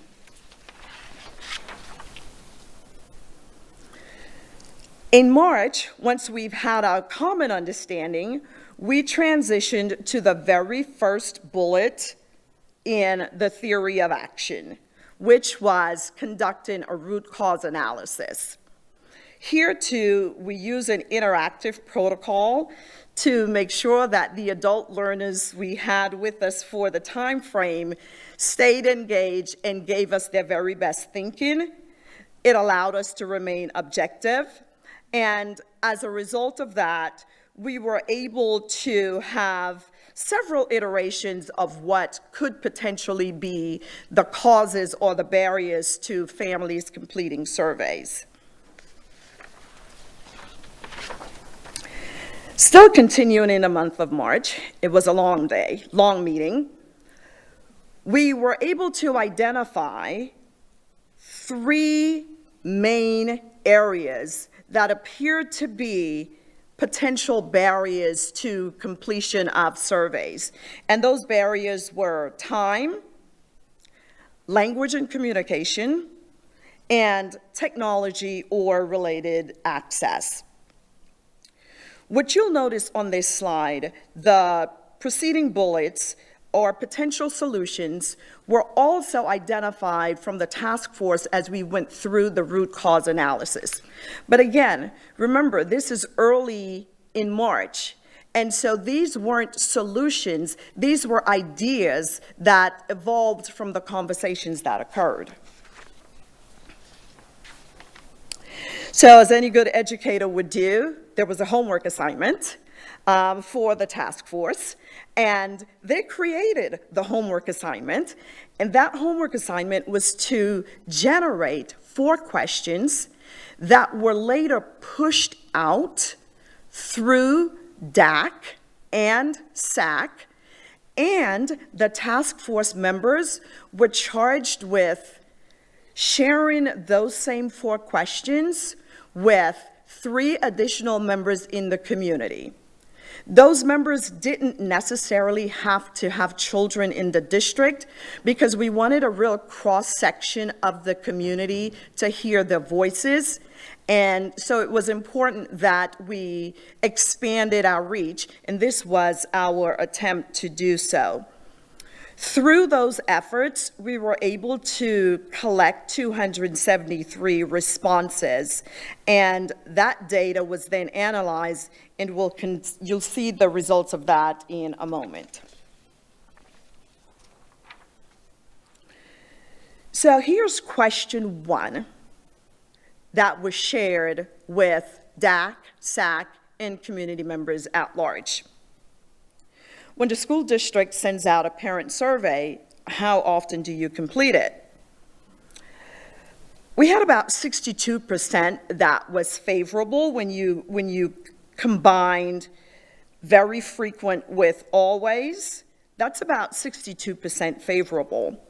But what was also important to us with this question was those individuals who responded occasionally, rarely, or very rarely, we wanted to know why. So there was a part B to this question, and what's presented before you are excerpts, and they're here verbatim, there is no editing. These are some of the excerpts that were shared for each barrier as to why they occasionally or rarely respond.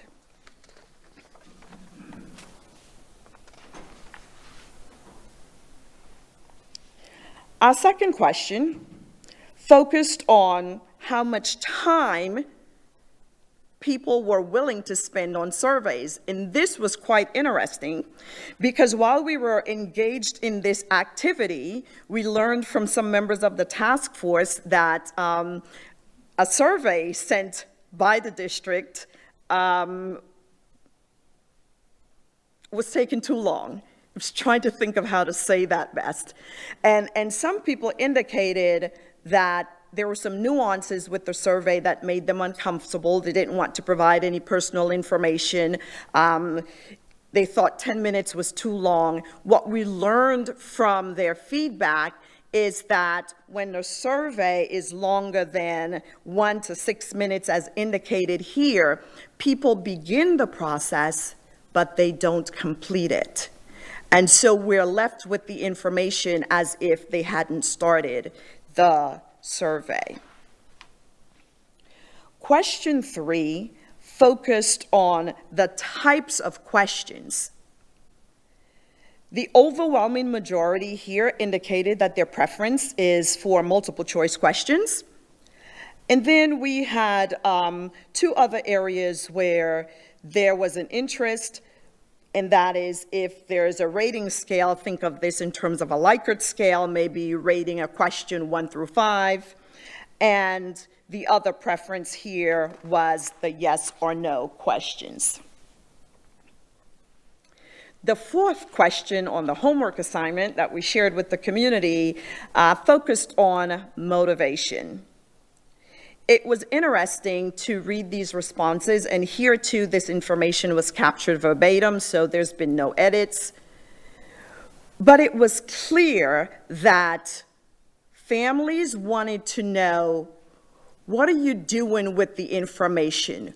When you get it, what are you doing with it? And if I know that it's going to benefit my child or my child's school in any way, then I'm more inclined to participate in the survey.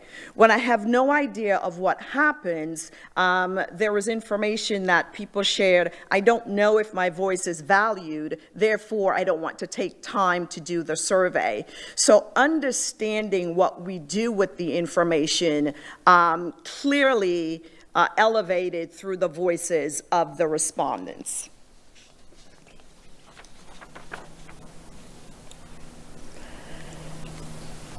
So we've gone through February through March, and in April, what we did as a group here was we took the qualitative data that we captured from the surveys sent out and drafted initial solutions to the 3 barriers. Again, those are time, communication, and technology. It's important to note here that the task force did the initial work through objectives, and then the information was shared with DAC, and DAC had an opportunity to react and to add additional feedback.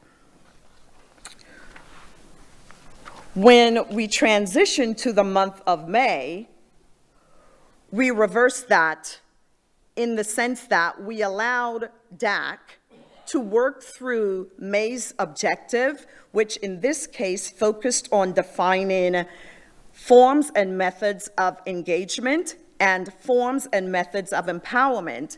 DAC reacted to this objective first, and then that information was captured and taken back to the task force, who then reacted, responded, and refined the information that was received from the DAC.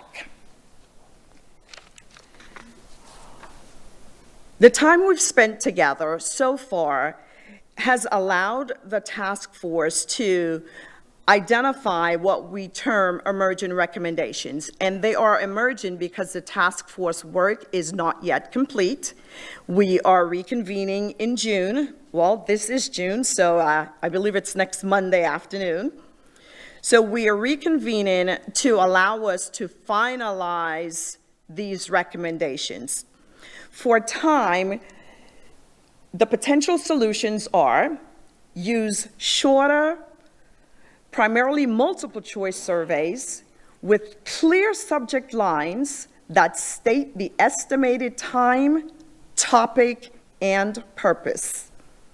Second, send surveys at strategic times of day and through preferred channels. We learned that people in the political arena who have outside resources, that surveys are sent at particular times of day because people are more likely to respond to the surveys. And so that became part of the discussion as we worked through solutions. It is clear that there's a need to reduce and control the number of surveys that are sent annually because that creates survey fatigue. We have multiple departments sending multiple surveys throughout the year, and often you find the same group of families completing the surveys, and in some of the raw data, that was crystal clear that there is survey fatigue. And the fourth recommendation for time is to plan survey distribution to avoid the busy times. Do not do it at the start of the school year because there's so much going on. Do not do them at the end of the school year because there's so much going on. So being cognizant of what's happening, not just at the central office, but what's happening across the district will impact our results. As it relates to the recommendations, the emergent recommendations for language, the asks are here for clear communication for the survey's purpose, Again, this goes back to some of the raw data. I don't know what you're doing with the information, therefore I'm skeptical about completing it. So being as clear as possible to allow our families to understand why we need this information and what our intent is. Partnering with community organizations to increase awareness about surveys. We want to encourage family participation through partnering with our schools by having incentives or contests or other things that will motivate students to encourage their parents to complete the surveys. And the fourth one for language was use timely reminders to families to boost the participation rates. The third area of technology or access here, so far the task force has identified 2 potential recommendations. The first of which is to increase accessibility for families. And this simply means let's use all available means that we have, right? So if you're in the car loop, we can distribute our surveys there. If there's a school-wide event, we can distribute our surveys there. So being cognizant of what's available to us and taking advantage of those opportunities. And the second is still increasing accessibility through multiple languages and formats. So there are some of us for whom technology isn't always our friend, and it's okay for me to complete my survey in a paper format. There are some for whom I want it on a QR code. Right? Don't email it to me. There's some for whom I want it in a text message. So being able to use all of those options so that we can reach a really wide cross-section of our families was the second recommendation. As we get to our next steps, when we meet next week, we will finalize our recommendations. And once those have been finalized, they will be submitted to the superintendent and her cabinet in the month of July and August. Now, this timeline gives you some idea of what are our next steps as we wrap up the monthly work of the task force, but it doesn't mean that the work is done. It is important to note that this initiative isn't one that here's a solution, you apply the solution, it's a fix, and it's done. It is going to be ongoing work that has to occur from all of us to ensure that any progress we make continues to be made, and we continue to expand the number of our families who engage with us and who are empowered and are active participants in their children's educational journey.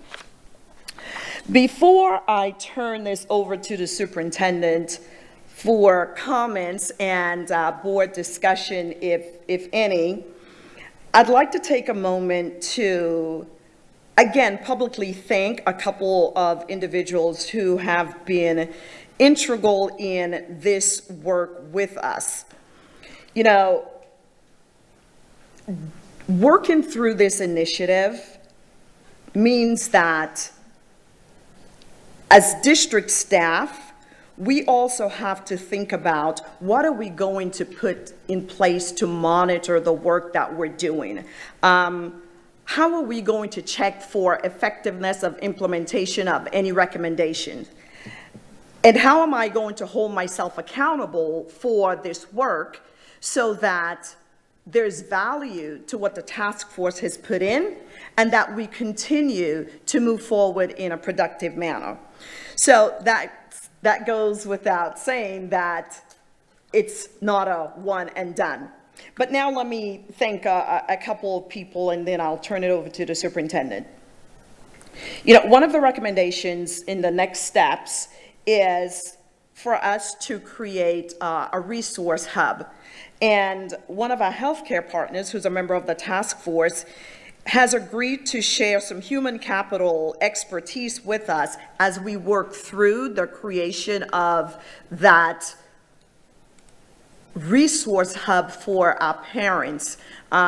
It's one thing to have a site where parents can go, But if it's not user-friendly, and if it doesn't have the information that our parents need, then it's not serving its purpose. So we'll be able to collaborate with that individual and use their expertise. Two of our task force members who are here today, Ms. Ware and Ms. Darlene, different walks of life, but they're both committed to supporting us by informing whether it's the parents who use her aftercare facilities or parents who are congregants to increase awareness of our district surveys when they're out. And that is another mechanism by which we can potentially increase our response rates. And finally, more recently, there's been an additional collaboration with FGCU and the school district as we work through a parent empowerment initiative that is focused around the science of reading. To me, it's important to highlight those nuggets because it's a clear reflection of when we work together, when we work collaboratively with external partners, we are able to do so much more than when we attempt to do this on our own. And I'd like to close by saying thank you to Member Jordan because she has been in attendance at some of the task force meetings. And I would like to say thank you to Mr. Ribble because he is a part of the FGCU collaboration that we're working through. We had a meeting earlier this week that was rather productive. So at this time, I thank you for your engagement, and I'd like to turn it over to the superintendent. Well, first of all, thank you, Dr. Cuban-McCoy, for leading this charge. As you stated very aptly, after the November swearing in, we had an extensive conversation at the cabinet level about the district priorities, and you very happily and willingly grabbed this priority and continue to make it even better in terms of putting a substantive action plan in place. And so I really appreciate the work. I know that my colleagues on the board share the feeling that, or the sentiment that family engagement is extremely important. We know the research says behind every successful student is a parent who's standing proudly aside or behind them and encouraging them to do their very best at school each and every day. So just thank you for your work. Thank you to our members of our task force that are here today. We really appreciate the time that you're dedicating to this process, and I look forward to our board members' discussion. Thank you. Any comments, board members? Yeah, I'd like to make a comment since I've been working with Dr. Cuban-McCoy and Mr. Eddy, who's in the back of the room over there. They've just done an outstanding job forming our partnership with FGCU, and we had a conference call yesterday as our follow-up on our activity of the science of reading, and Dean Dr. Diana Shazar was on that call, and she was really impressed with your work as I was. You've done a great job putting a timeline together, an action plan in place that's realistic, and I think we're going to get this whole session kicked off so it'll be ready to go to the parents in September so they can bring their students that are challenged in kindergarten, first or second grade, that are having a problem reading, and get them their reading level up to so they're ready for third grade. And I thank you. Good job. Any other comments? Mr. Fisher? Thank you, Dr. Cuban-McCoy, for the presentation, as well as the rest of their group for your help on that. I'm encouraged to see, especially that you guys are specifically looking at the best way to communicate with parents. And as we know, everything going on in parents' lives right now with everything, I'm glad to see that there's a big focus on the best way and the most accommodating way. So thank you. Ms. Giovanelli, do you have anything at this time? Thank you. Actually, I just want to piggyback off at what everyone has said. We know that parent engagement is huge in the success of our students. So I just thank you, Dr. Cuban-McCoy, for taking this ball and running with it, because it's important. I think some of your information we kind of all know, but I guess we need to be reminded. So I think that is really important for the community as well as this board to remember that at the end of the day, it's about our students and how we get them to the finish line, and parent engagement is a huge part of that process. So just thank you for continuing with this work. It's really important work of the district. Thank you. Ms. Shaviano, do you have anything? Yeah, real quick. Thank you, Dr. McCoy, for the presentation today. As a parent to two students in the district at, in an elementary and a middle school, I can probably second the amount of surveys and information that comes out through the year. So I appreciate the research and kind of further dive in to get the best results and the best engagement from our parents throughout the year. So I look forward to seeing this change, and it would be nice to see what this looks like moving forward, where it's, maybe we consolidated all of these departments, and now instead of 6 surveys going out in a quarter, it's this, and then here's the engagement, and here's what it's returned, with these adjustments. So just looking forward to seeing this outcome, and obviously getting our parents more involved in their voices for our students. So thank you. Ms. Jordan? I just wanted to say thank you, and yes, I've had the opportunity to watch the committee. Thank you to the committee, because when you watch everybody, and everybody has come from different places, but collectively everybody works together. So nobody has the right idea, but together they make it happen. So I really think that's great. And then the QR code, even when I took that to the car line, as I was waiting to pick up my grandkids, it was still difficult for people to scan that and just do it that quick. So we have a lot of work to do, and I appreciate the homework that's always given. So I just want to say thank you. Thank you for all of this.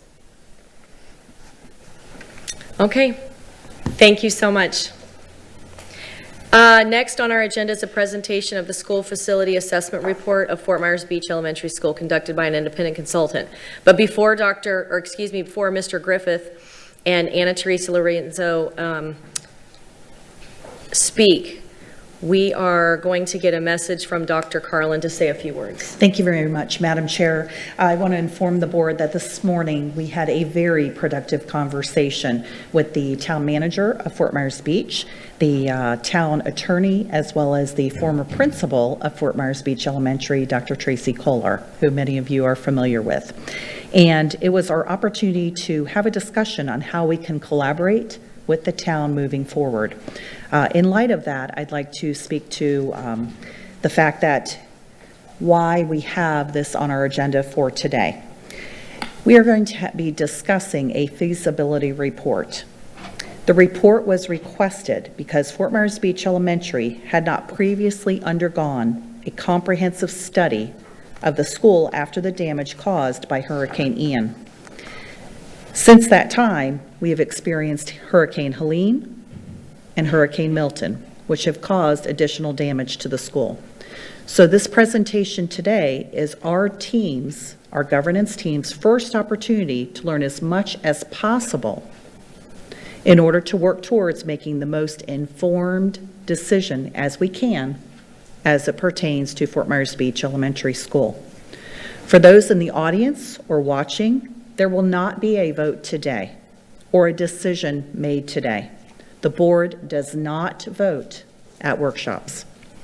The information presented will be part of an analysis relied on to formulate a recommendation for the school board's consideration at a future meeting.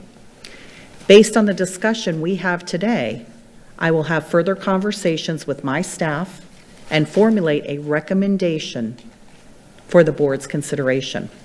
So thank you, Madam Chair, and we look forward to our discussion today. I'm going to turn it over to Mr. Griffin and Anna Teresa Lorenzo. Good afternoon, everyone. Can everyone in the room hear me clearly? Can we hear him clearly?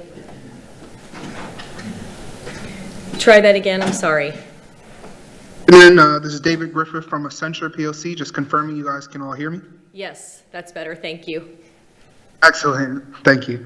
Appreciate the introduction from the superintendent, as well as the opportunity to present today to the board.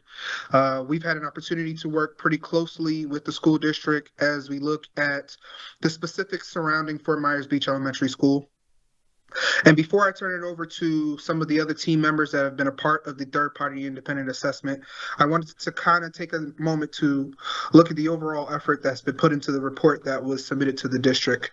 We did not want to look at this in a single-minded fashion, and instead wanted to make sure we incorporated all of the appropriate team members to give you guys a holistic understanding of the condition and the assessment of the facility. That included a secondary structural assessment to confirm what was previously identified in the report issued in January 2025. That included a hardening and envelope expert who went on site and performed additional studies of the facility, as well as looked at the upcoming expectations for weather events in the area, as well as included MEP, architectural, and cost estimating experts in their field, all who have a long history of working with school districts throughout Florida and an understanding of what's required to keep some of our spaces open and accessible to the students and to the community. So with that in mind, I'm going to introduce Anna Paula, who is the principal architect for Via Design Studios, who has spearheaded this effort as we attempt again to make sure we give you guys a third-party independent assessment of what is the best case use moving forward and options for this facility. Anna, are you on the call? Can you hear me clearly? Yes, ma'am, we can, and I will share the presentation now. Give me a moment.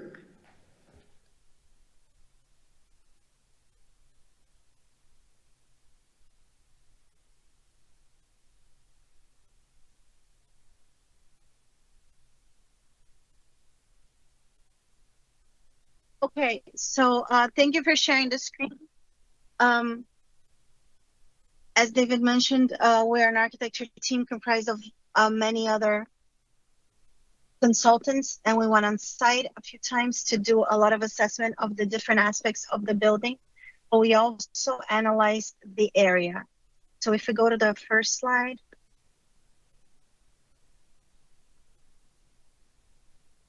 So we did an assessment of the demographics and also the area and the impact of the hurricanes have had, an assessment of the different schools in the area, the capacity, and what the school had been prior to COVID, through all the different hurricanes, from being open and closed. And what we saw is that although the school has a capacity, stated capacity by Lee County Schools of 138 students, and the ILA that's in play, the states that the goal is 150 students, the utilization continues to be below 60 students. So it's about 43% and continues to be very low. We analyzed the area to try to see what the residents in the area are, the median age, which is past 68 years old. And there doesn't seem to be much growth happening in the area as far as school children. There are also choices close by in the area with Heights Elementary and Sanibel. This is only a K-5, where Sanibel is a K-8, and we analyzed all those factors as well as enrollment and what the offerings were. The reopening of the school requires substantial amount of investment by the school board. And as it is, the school board itself already spends nearly 3 times as much in Fort Myers Beach Elementary than they do in other schools. So if we go to the next slide. We studied the climate and the vulnerability of the area and the school itself. And mind you, although you're seeing a few slides here, this is part of a study that's over 100 pages long with all different consultants taking their areas of expertise and going in depth to see the impact of the school and its surroundings. So here you see the amount of flood and the surges that have impacted the building. The school building is at a very low elevation and it's a historic structure. So it's not only the wind that affects it, but mostly the water. The amount of times the building has been underwater for long periods of time have done significant damage to the base of the building itself. And being underwater, and every time it goes underwater, it loses its floor, it loses part of the wall, if not entire walls, plumbing, and all of it has to be replaced. So if you see here, the amount of risk that this building has of another catastrophic event having severe damage to the building is pretty much a guarantee. From erosion to wind to flooding, it's a guarantee that it will happen within the next 5 to 10 years. If we go to the next slide. Here we analyze the financial impact that storms have had and that the school district has put into the school. Since Ian and then post Milton, the school board has already spent $9.7 million into the school to put it back to be operational. And it's still not operational because after Milton, you lost the floors again and you lost the walls again, and there are no restrooms that are operational. So we had a professional cost estimating team to thoroughly analyze what is necessary to put the school back to function. So on top of this $9.7 million that have already been spent on the school, there is still pending another over $3 million more to get it to open. Plus, since a lot of the buildings on site have been demolished due to previous storms, the new cafeteria building that had been designed at $6 million also need to be built for the school to be truly operational. That means $22.9 million in a 2-year period after both the storms to get the school back up with an enrollment of 59 students. Not only that, but given the history of storms and the amount of damage the storms have caused and what it does damage to come back to being fully operational, the school board would have to plan to budget between $5 to $10 million within 5 to 10 years to put back into the school for further storms that will damage the historic building. So if you go to the next slide. Here you see the options that were considered in order for the school to come back to being operational as a building. If you were to consider just putting the money to putting the school, the building itself to operate, option one is to just repair the building as is, and that's about $7.2 million. This is the project cost. That's all inclusive of everything that's necessary. Now, if you consider not putting the floor back as it is, as an elevator crawl space floor, but filling that space with compacted fill and concrete so that water wouldn't flood the base, that would be an approximate cost of $7.3 million. And I'm saying approximate because to make figures small here, we just summarized it, but there's a lot of backup with very detailed information that backs up all these numbers. Option 3 would be to take the floor out and put a metal floor, but raise the floor on the inside since we can't really touch the outside. Raise the floor on the inside 2 feet so that water will run through the bottom of the building. And now, if it floods, the flooding could go another 2 feet before it starts to damage everything. That has a price tag of $9.9 million. Option 4 is to raise the entire building. That we don't think is financially feasible. The building is a single structure, and being historic, if you start lifting one side, it's very likely the building would start breaking, and historically probably would not be allowed to happen anyways. Another option is to build a brand new building that's elevated in the back and use the front building, the historic building, for something else, or restore it at a later point. That is $30 million. And that is not accounting for the $6 million you would still need for a cafeteria, or the $4 million that you need to recuperate the building that's already there. We also analyzed thoroughly other temporary systems, protective systems, such as muscle wall, aqua wall, creating a perimeter wall that's concrete and more permanent to stop the flooding from coming into the building. The aqua wall itself came out to be the most cost-effective way, and that has a price tag of nearly $1 million. If we go to the next slide. Before we advance to the next slide, I did want to take an opportunity to highlight some changes in the estimates on this presentation from some of our preliminary reviews. Preliminary reviews that were submitted to the board were for construction cost only.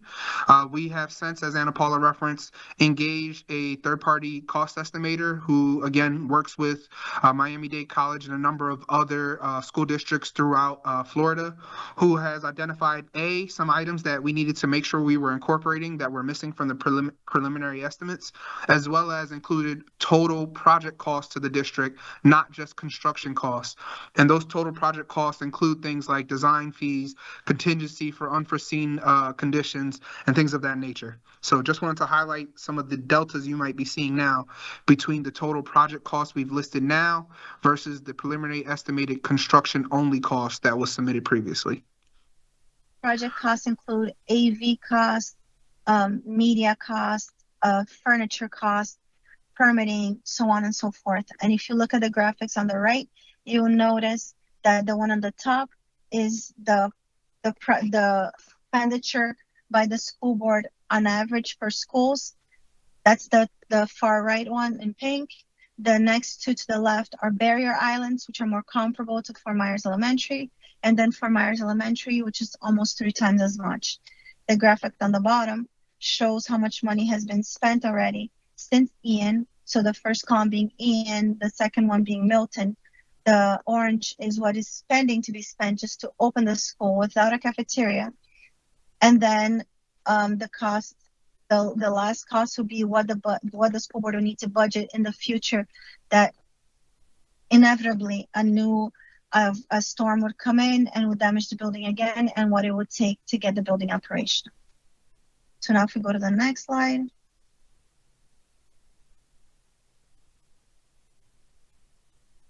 So here we're seeing what are some temporary solutions and some things that can be considered. One of the solutions is to continue busing the students to St. Carlos or to Heights Elementary School. Another solution is to rent or purchase modular buildings, and the modular buildings can be placed on site, and the school could be open as early as fall of 2025 with, as you see on the right, a portable cafeteria unit. So the entire school could be put on portables for now. So at least it could be operational on site if wanted, if desired. And FEMA funding could be possible for some of the solutions. Now, as far as storm protection, we mentioned the aqua wall, which you see on the bottom right, that has been used in Tampa and other locations. It does not solve the problem, but it does stop some of the surge from coming in, since surge has been what has done the most damage to the building. Other permanent solutions that have been considered are raising the floor, as I mentioned in the option before with the cost, raising the floor in the interior by 2 feet, raising the building we cannot do, or creating a perimeter wall. So then if we go to the next slide. Other alternate options for strategic use of the property would be to create a hybrid model. So not open the building as a traditional K-5 school, but have it as a charter school, but in a hybrid model, meaning that you get other entities to joint use the facility, which means that they could share costs and share impact. Given the age of the community of 68.4, if you provide other uses such as adult education, continuing education, so the school could open as a charter school in the morning and in the afternoon provide all those other services to the community. There are also history, if you like to build a new building in the back, and uses that you could do in the front. There's successful uses of the space here on the right. These are all schools that became something else. Or, as we mentioned, the number one highlighted, that will become a hybrid use. That means that we could do something in the morning educational and in the afternoon educational, but to an older population, or cultural. Then can we go to the next slide? The next slide, we're talking about the survey that was developed. So there was a survey done to try to see what the sentiment for the community was. That survey was distributed to nearly 100 residents of Lee County. The survey took less than a minute to complete. It was only 5 questions. The questions were extremely simple, asking from, are you aware of Fort Myers Beach Elementary? What do you feel has an impact in the community? There were yes or no questions, or if you don't have an opinion. Unfortunately, although nearly 100,000 people were contacted, only 700 responded. There were some that chose not to respond, they declined, and others just didn't do anything at all. That is 0.6%. So that is such a small sampling that is statistically insignificant, and we couldn't really gather enough data. It didn't seem like they were interested. The survey, but the title of the survey was Fort Myers Beach Elementary, so it was very clear. It was about a school and its impact in the community. Some of the summary of what we found from the small sampling we've got is that only a quarter of those that answered even knew about the school. 40% did not know or have an opinion on it. But once asked, do you think it should be open or stay closed, or the historic significance, then it became closer to 50-50. But in reality, we only got 0.6%, so that's statistically insignificant, so we couldn't really take this much into account. And if we go to the next slide, these are our recommendations and for our next steps. Once we analyzed the current condition of the building structurally on a hardening perspective, architecturally, we checked for mechanical, electrical, plumbing, fire protection, fire alarm. We did that in-depth analysis. We did the in-depth analysis of the cost estimating, how much it would cost to put it back to be operational. Once we analyzed the impacts of storms and the pretty much guaranteed that it will suffer more and they will be stronger and they'll be worse in the future because the erosion has gotten worse, the storms have gotten stronger and more violent to this area. So given all that, we are suggesting that the school not reopen as a traditional K-5, but instead take more of the charter hybrid approach so that this cost can be shared with other institutions so that the school can have multi-use to justify such low enrollment for such high cost. Operational cost, it operates in a deficit of $300,000 to $500,000 a year, on top of the fact that 3 times as much is spent on the school as others. So we couldn't justify the cost to reopen it traditionally, as opposed to opening as charter and hybrid. We also suggest, possibly because of the ALA or any other concerns, that if there's such a concern to open it locally quickly, would be to do a temporary model and use the portables and use the cafeteria portables and get it operational as soon as possible. If chosen to open in the traditional model or to at least bring it up to be a fully operational building, then we suggest you go with option 2, which is to fill the building and pour the pending $7 million that it would take to get the school back, to get the building back into function. And the reason for that is to stop the flooding of seawater that's doing so much damage to the structure, and also implement the aqua wall, which would be to stop so much stormwater from coming into the site. So we would suggest both of those to get the building up to function, whichever use you may choose to continue with. And I believe that was the last slide. David, Yes. I don't know if you want to add anything to that.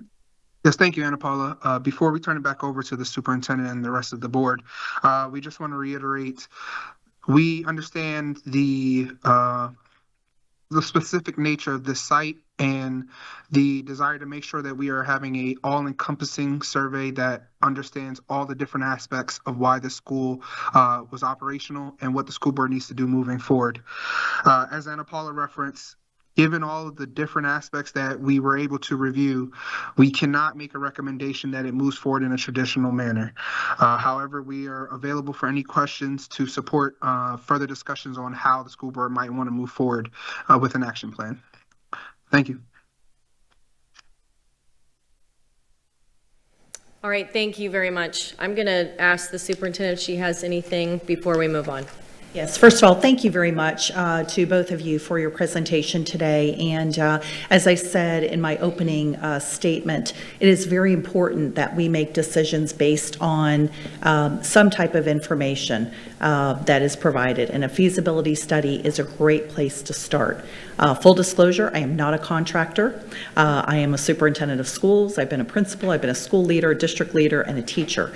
And I know that several of the board members obviously are not contractors as well. So just thank you very much for providing us with information. I will say publicly that there are certainly options here, but there may be other options as well. And so I look forward to our board's conversation today, and of course to my colleagues on the board. This is our time to ask those very important questions. I know this was a very voluminous report. It took me a couple nights to go through it, and I have a lot of questions myself, but want to be, out of respect for you, give you an opportunity to ask those questions or any clarifications that might be necessary. So thank you. Thank you. Ms. Shaviano, I know you had your hand raised on the Zoom. I'll let you go ahead. Thank you for that. Yes, and thank you so much for the report. It was very lengthy and very detailed. I think I learned quite a bit, but there was a few pieces I was reading through and just wanted to call out. So I know in the final recommendation, there was a discussion of option 2 as a suggestion with the aqua wall. And with that suggestion of filling that space with concrete, my understanding from reading the report is that even though that is done, that still leaves the school below sea level. And even with the aqua wall, with the additional cost of $1 million, that aqua wall, my understanding, only protects, it says, I think it said 3 to 4 feet. So I'm not quite sure. Sure, I can take that. I didn't want to interrupt you. I'm sorry. No. So making some clarifications on what you just stated. The school's not below sea level. However, the Fort Myers Beach has a required elevation level that all new structures have to be built to, and it is below that requirement. My apologies. Yes. Yeah, understood. Now, obviously, this is a historic facility, so you are not. This is not a code compliance issue. This is a reasonability of continued use issue. So to what you said, Mrs. Shaviano, yes, the recommendation for option 2 would be to infill the subflooring, which would help with reducing future mitigation costs. But to your point, it would not stop flooding from occurring. Essentially, instead of having to rip out and replace the flooring and any substrate materials that are damaged every time you have an extensive flood event, you would instead be repairing the damages to the occupied area, which are usually, if we are having a Milton level event, there was only 18 to 24 inches in the occupied area. That would be a significantly cheaper restoration activity than what the school district is forced to do now, with the flooring being what it is. I will note that if a Hurricane Ian level event happens post us moving forward with an option 2, then it would still be a catastrophic damage to the facility, and it would be significant costs to reopening the facility after that time. To answer your second, to answer your second question about the aqua wall, correct.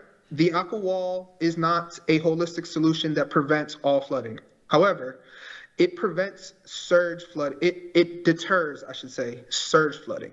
So some of the largest flooding damages occur during the surge that happens in a storm event. And if you have a 6-foot wall that deters some of that surge flooding from entering your facility, it could reduce the amount of water that impacts your facility and creates damages moving forward. But it would not be, I don't want to present this as if you install the aqua wall, no water's getting in, because that's unlikely to be the situation. Right, and then my understanding as well was option 3 with metal flooring, raising it the additional 2 feet. So above your level 2 option of filling in this point, even raising it the additional 2 feet would still put it below the level, correct? Correct. This is all a risk management study in this facility assessment. So again, if we had another Milton level event after moving forward with option 3, we suspect the damages to the facility would have been significant, would be much more insignificant, much more minimized. Whereas again, an Ian level event, you would have still had 7+ feet of water inside your building.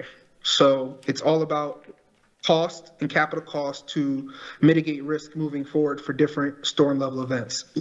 And Ana Paula, I don't recall the flood elevation on Fort Myers Beach. Do you recall what it's supposed to be at that area? I believe it's 13 feet.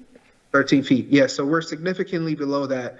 And raising it 2 feet, yeah, raising it 2 feet to 9, raising it from 7 to 9 wouldn't get us to the 13, but the closer you are means the more minor storms would be less impactful for mitigation and repair. And then the one other item that was mentioned in the report in regards to FEMA was the preference for any mitigation measures that were taken, like elevation, in order to be eligible for funding through them. Is that correct? Can you repeat the question? It says there was a note, I had to pull the page, I believe it was like 44 or 45 of the report. It said FEMA prefers mitigation measures like elevation for funding eligibility. Yes, FEMA does prefer some things. In the case of a historic building, it's you have to play with both factors. They understand it's a historic building, but they would rather fund projects and fund strategies that will prevent for as much further damage as possible, as opposed to just repairing things the way they are. So that's just a preference, of course, because it's it will require less funding in the future. The 2 feet that we're discussing is because of the windows, and the windows are part of the facade, which is part of the historic nature of the building. So we could see that within about 2 feet, it would be okay. We could still do it without causing much. We would still have to go to historic and review that, but it wouldn't be so much of a problem. After that, it starts to be a problem because then you have your floor above windows and you have other code concerns. Yeah, I can add to what Ana Paula just said. Just in terms of historic experience here at School District Lee County, we've been engaging with FEMA on a weekly basis post-Hurricane Ian still, looking at making sure, number one, the school district receives funding back as much as possible from FEMA to account for mitigation and recovery costs from Ian. But also we have independent meetings with FEMA, again, very regularly, looking at mitigation and hardening activities. So if we propose an option that includes a hardening, such as raising a structure to a better elevation, it is a very strong likelihood that we'd be able to get some of that reimbursed from a FEMA claim. All right, I'm going to go ahead and move on to some other board members. They have some comments, and then I can circle back to you, Ms. Chaviano. Mr. Persons? Yeah, it's a good report as far as the engineering part and everything. I don't like to criticize, but I see a missing part, and I don't know if you were even tasked to find that out. We have a similar schools on Sanibel that has a lot of students, and their demographics would only have about 40% of their students living on the island. 60% of their students come from off the island. Most of those are children of employees. And I know the Fort Myers Beach is having all these new resorts and building going in. And I know the council and everything is working very diligently to get them to promote the school to their employees by doing flexible schedules and possibly paying for before and after school care. So with the track record I see on Sanibel of 60% being outside, I would not be shocked to see that much, or even, maybe even more so on the Fort Myers Beach, because it's a win-win. You have employers. It's a great benefit to them to be able to get people, because there's no housing on the island. They can bring their kids with them. If I had not seen movement from the council and from these developments working together, I would go strictly financial and say close the school. But I see a pathway for them to be very viable and to keep a school on the island. So to me, again, this is just my opinion, it just comes down to which option. To be honest with you, there's two histories here. You have a history of a school being on the island, and you have a history of a building on the island. You know, they don't necessarily go together. I think the best path forward, if we decide to keep it, to me, would be to go ahead and put a brand new school there, a new building that will be able to take any surge, like all the new buildings on the beach. I mean, that's where I'm leaning toward, and that would be the most expensive one. So that's a gamble from the board. I don't know if the rest of the board members feel that way, but I just want to let the board know where I'm coming from, because I really feel that, one, looking at the Sanibel school, that you know, that being our model, it should go very well. On a personal note, I had a granddaughter that went to that school, to the Fort Myers Beach School, and she did so because her father and mother lived off the island but worked on the island, and that they brought her and they got special permission, which at that time was not even easy to do. So now we've made it very easy for that to happen, to get permission to come. I think they can come from anywhere in the district.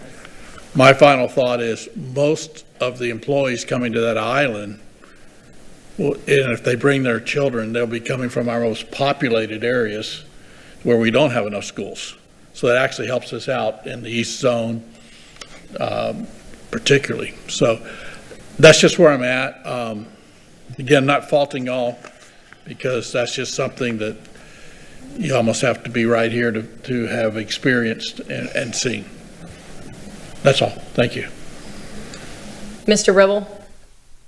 Yeah, I have a question. I went through this booklet extensively, and I looked at the electrical in the existing building. If we repair the floor or even raise the floor by concrete, it appears to me that the electrical is still going to be a problem every time we have a storm. Is that the case with the electrical, or are we changing the electrical around in the building where we're going to raise it 6 or 7 or 10 feet? Or no one's talking about that electrical, but that was a lot of damage to that building, the electrical piece itself. That is accurate. That building receives significant damages every time there's a storm event, and that building is actually at a lower elevation than the historic building. So the storm surge can be less impactful and still impact the electrical facility. I know the school district has reviewed options to raise the electrical facility in a potential future structure that would be built to house the cafeteria. And then similarly, if we went with option 5 and built a new building, we would definitely make sure to incorporate new electrical facilities at that higher elevation. But to your point, if we leave it where it is now, it will continue to see damages every time there's a storm level event. Okay, I just want to make one more comment on my opinion on this thing. I've looked at this thing long and hard. I know a lot of folks are very committed to the historic value of that building. But being a corporate guy and working for a global company, we've run into situations around the world, if not in the United States, where we get into situations and we got to go with best practices. So guess what? We're not the only Lone Rangers here that have a school that's getting impacted by floodwater, by surge. Go and take a look when you get home tonight. Google search the Outer Banks in North Carolina and see what they did with their school. And I can tell you, they did a pretty darn good job of rebuilding the school, changing the location, and the design that was compatible with the local area. And if you look at the demographics of that particular school, it's pretty close to Fort Myers Beach. But the school itself, Fort Myers Beach, unfortunately, I hate to be a bad news, but in my opinion, I just don't think we can get back in there. I just don't think I think we're just going to put good money after bad money after bad money, because these storms are going to continue to come. And at that level, even with some of the repairs we're going to make, we're going to keep pouring money into that school. So at this point in time, I'd encourage everyone to take a look at best practices in some of these other locations, not only in Florida, but along the east coast of the Carolinas up into Virginia, and you're going to find there's a lot of communities that have the exact same thing. Only guess what? They made the decision to walk away from the existing old structure, and they admitted that it's a problem. So that's my opinion. Mr. Fisher. Thank you. Thank you, everyone, for your responses. Mr. Griffiths, looking at further report, I know Mrs. Chaviano brought it up, and Mr. Ribble. So a lot of these solutions, like looking through it, like the concrete, for example, the electrical work, these things, many of these solutions essentially involve, if it gets flooded again, it will be easier to repair. Am I correct on that take? Yes. Okay. Because like Mr. Ribble said, the electrical is obviously an issue.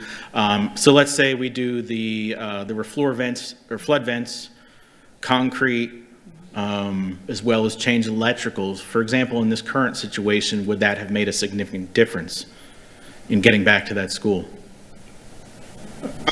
I know that's a loaded question. Clear on which one you want. Yeah, I'm not sure which you mean when you say changes in electrical. So let's say if we had concrete slab right now, some of the electrical work was raised. Again, there's only so much I know we can do with that based on the report. And I believe there are flood vents. Yeah, so I think I get the gist of your question. Mm-hmm.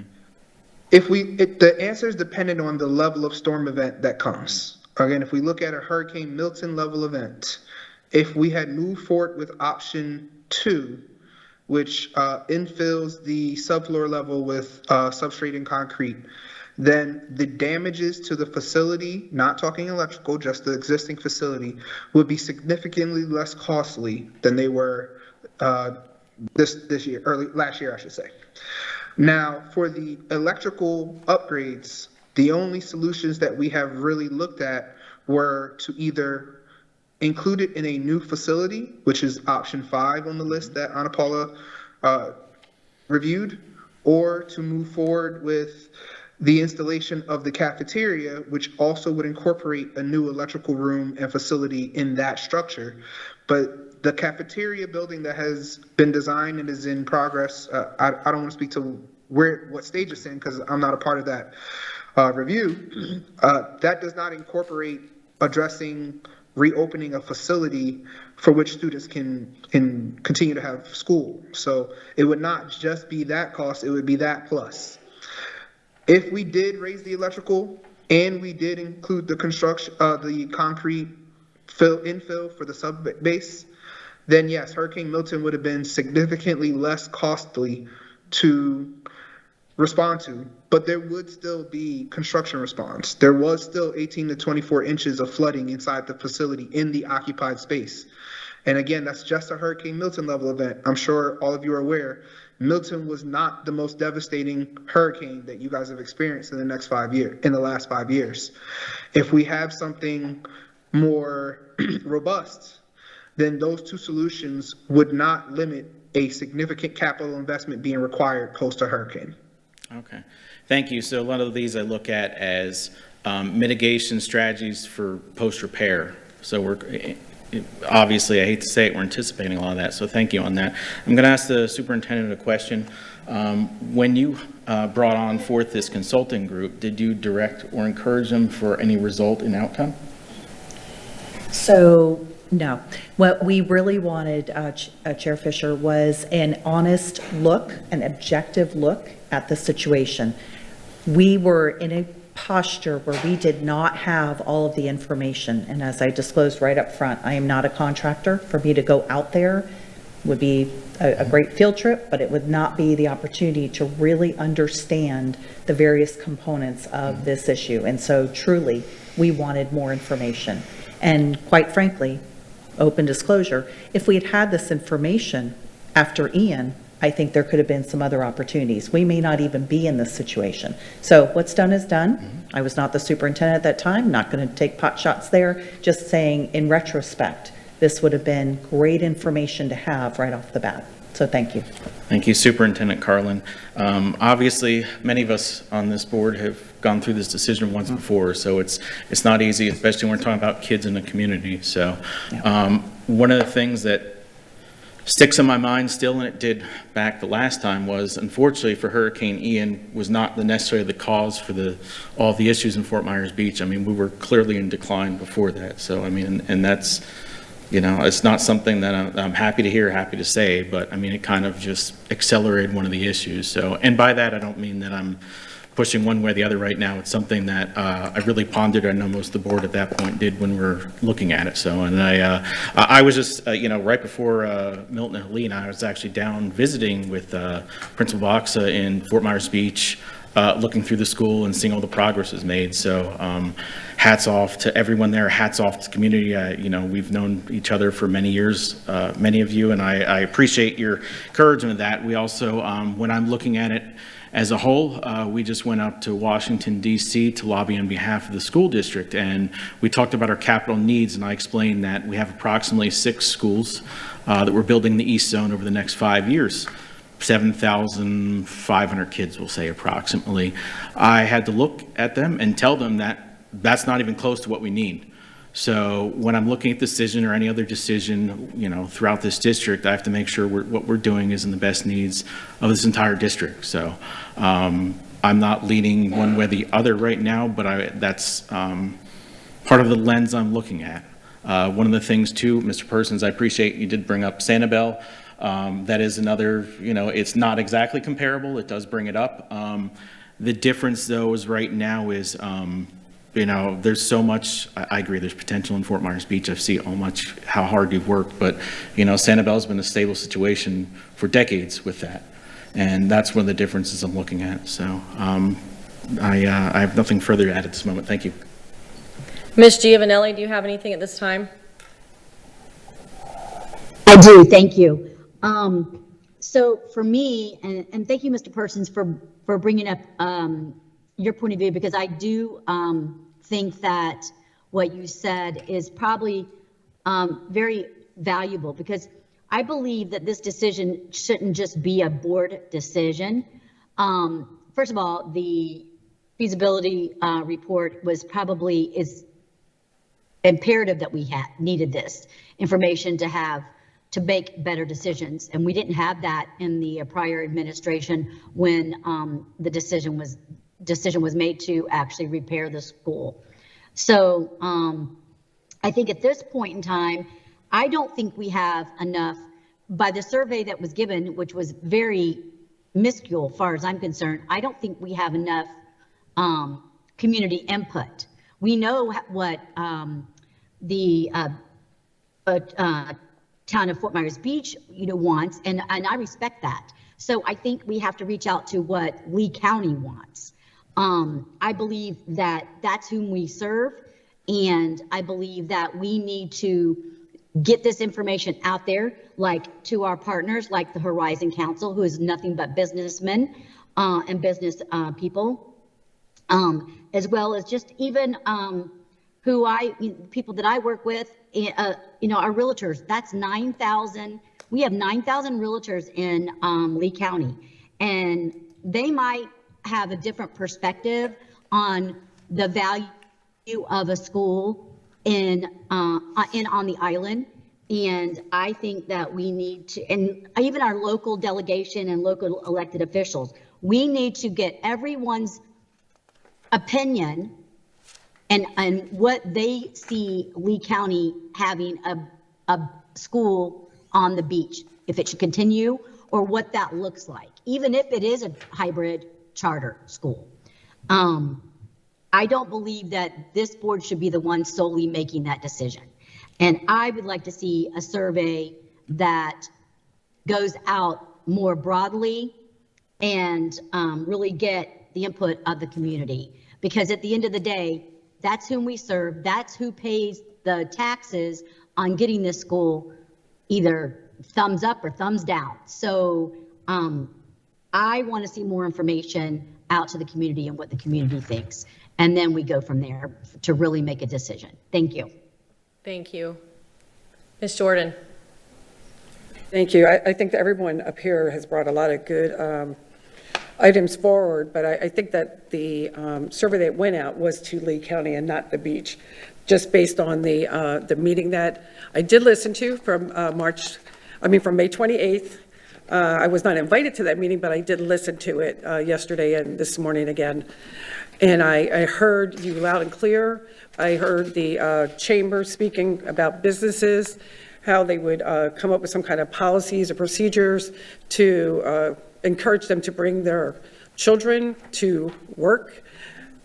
Working on the beach for many years at Pink Shell, that was not something that any of my staff would have ever done, though, because of the fact of the hours in the hospitality industry.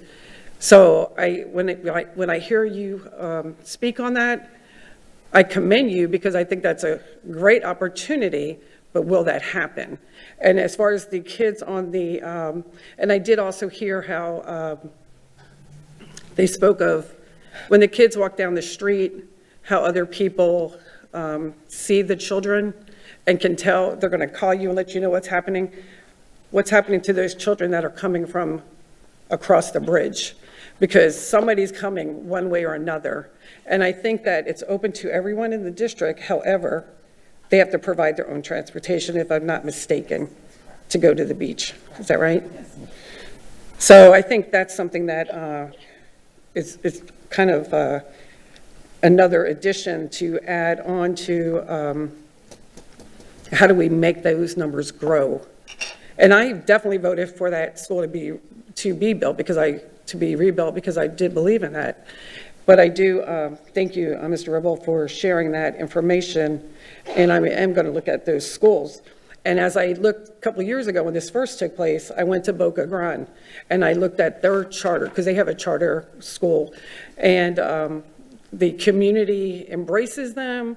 And I think they had like 59, approximately the same amount of kids in their school too. And they're still thriving today because they have embraced it. They work together to do that. But I'm interested to see where we go with some other maybe opportunities. And like Ms. Giovanelli said, reaching out to Horizon Council, the realtors, those people, to see what their intake would be as well, because it is about the whole community. But yeah, there's still a lot to go over. So I'm going to actually pivot into a different concern, just because we are really over time on our agenda.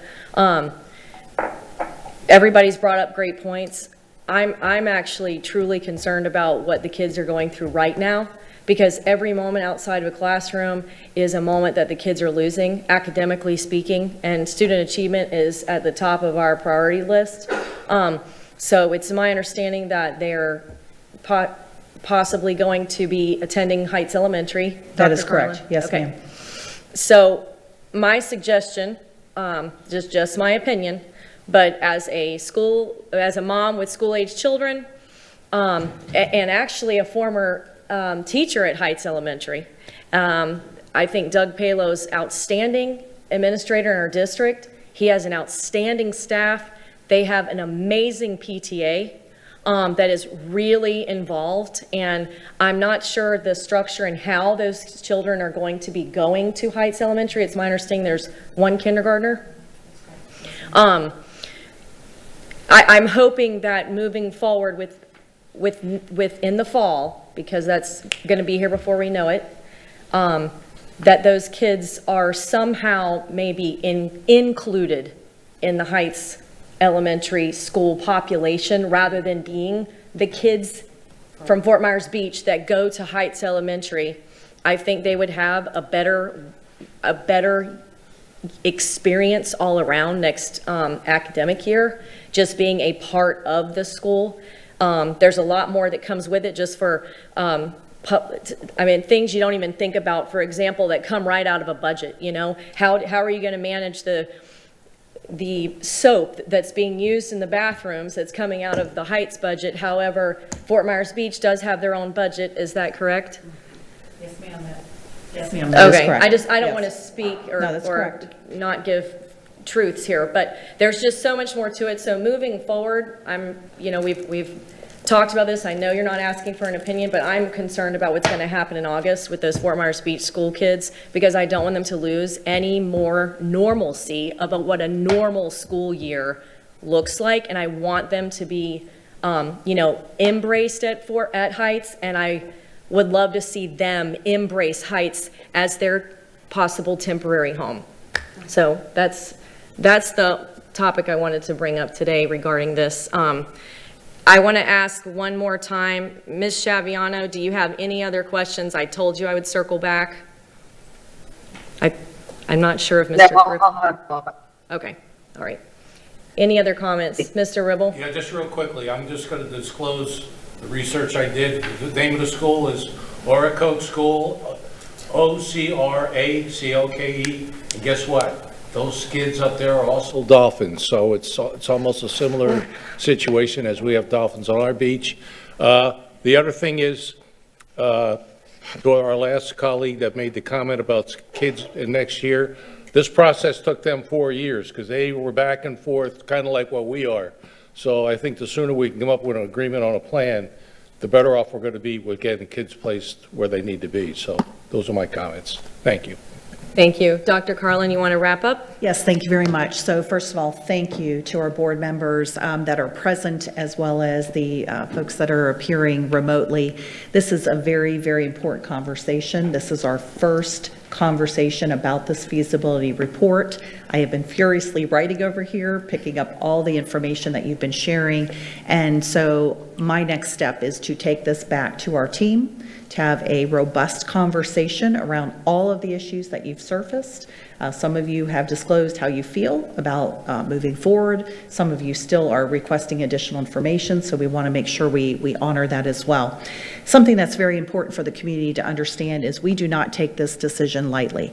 This is extremely important to us, and some things that I've shared privately, I want to share publicly. I am a 56-year resident of this community. I grew up in Cape Coral. However, our family went out to the beach, both Sanibel and Fort Myers Beach. When Ian came through, it was devastating to the community of Fort Myers Beach Elementary and to the larger beach community. It was devastating to Sanibel. It was devastating to Pine Island and many other areas throughout Lake County. So there is no question. I had never seen a storm come through with the magnitude of that horrific Ian. Unfortunately, we have had additional damage due to the storm, and this has impacted Fort Myers Beach Elementary, certainly, but other schools as well. So what I will share with you is we do not take these decisions lightly. Our heart is with you, as well as many communities that have suffered as a result of not just Ian, but all of the various storms that have come to our community since then. Education is our lifeblood. That's what we do for a living. As Ms. Fleming said, we want all of our children to have a great experience in school, including the children at Fort Myers Beach Elementary. So all of your children are very near and dear to us. We are happy that there's a report here that helps us to make a solid decision. It helps us. It's not the only form of recommendations. We have 5 construction options here. Those are not the only construction options. at our disposal. We are limited only by our creativity. That's the only limit we have. And so I invite the Fort Myers Beach community, as well as Lee County, to join us and to think about what are those options that are available. Because we have 5 in our hands right now. There may be others. So we invite you to join us in this conversation. We're proud to have this conversation with you. And very importantly to me, as your superintendent, is to make a wise decision. Not to jump at something that's a shiny object over there and say, that's the one. Or I like 7.5 million, that's just my favorite number. I'm going to go with that option. That's not what we're after in this district. That's not what you're after as a community. What we're after is to make data-based decisions, fact-based decisions, deal with the reality. What are we dealing with here and now? And in the spirit of the interlocal agreement, to move forward in a positive direction. So we're excited about our work with the town council because, again, the town council is with this, is a partner in this ILA. So we're excited about the work. I've had opportunities to, at least one opportunity to talk with the mayor since I've been sworn in as the superintendent. He and I had a very productive conversation a week ago Friday, and we look forward to continuing the conversation. But always know that we want to do what's in the best interest of your children and all of our children in the school district of Lee County. So thank you very much for the opportunity to have this public conversation, for us to engage in our dialogue, for us to bring some new ideas to the table, and we welcome your ideas, not just those of you that are in the audience, but to our viewing audience as well. So thank you. Thank you, Mr. Griffith. Thank you, Ms. Lorenzo, for your time this afternoon. We are going to conclude this portion of today's workshop agenda. Thank you for taking the time. Next, we are going to have a mental health presentation by Lori Brooks and Rob Spicker. Just a reminder, it's 4:15. We still have significant amount of public comment left.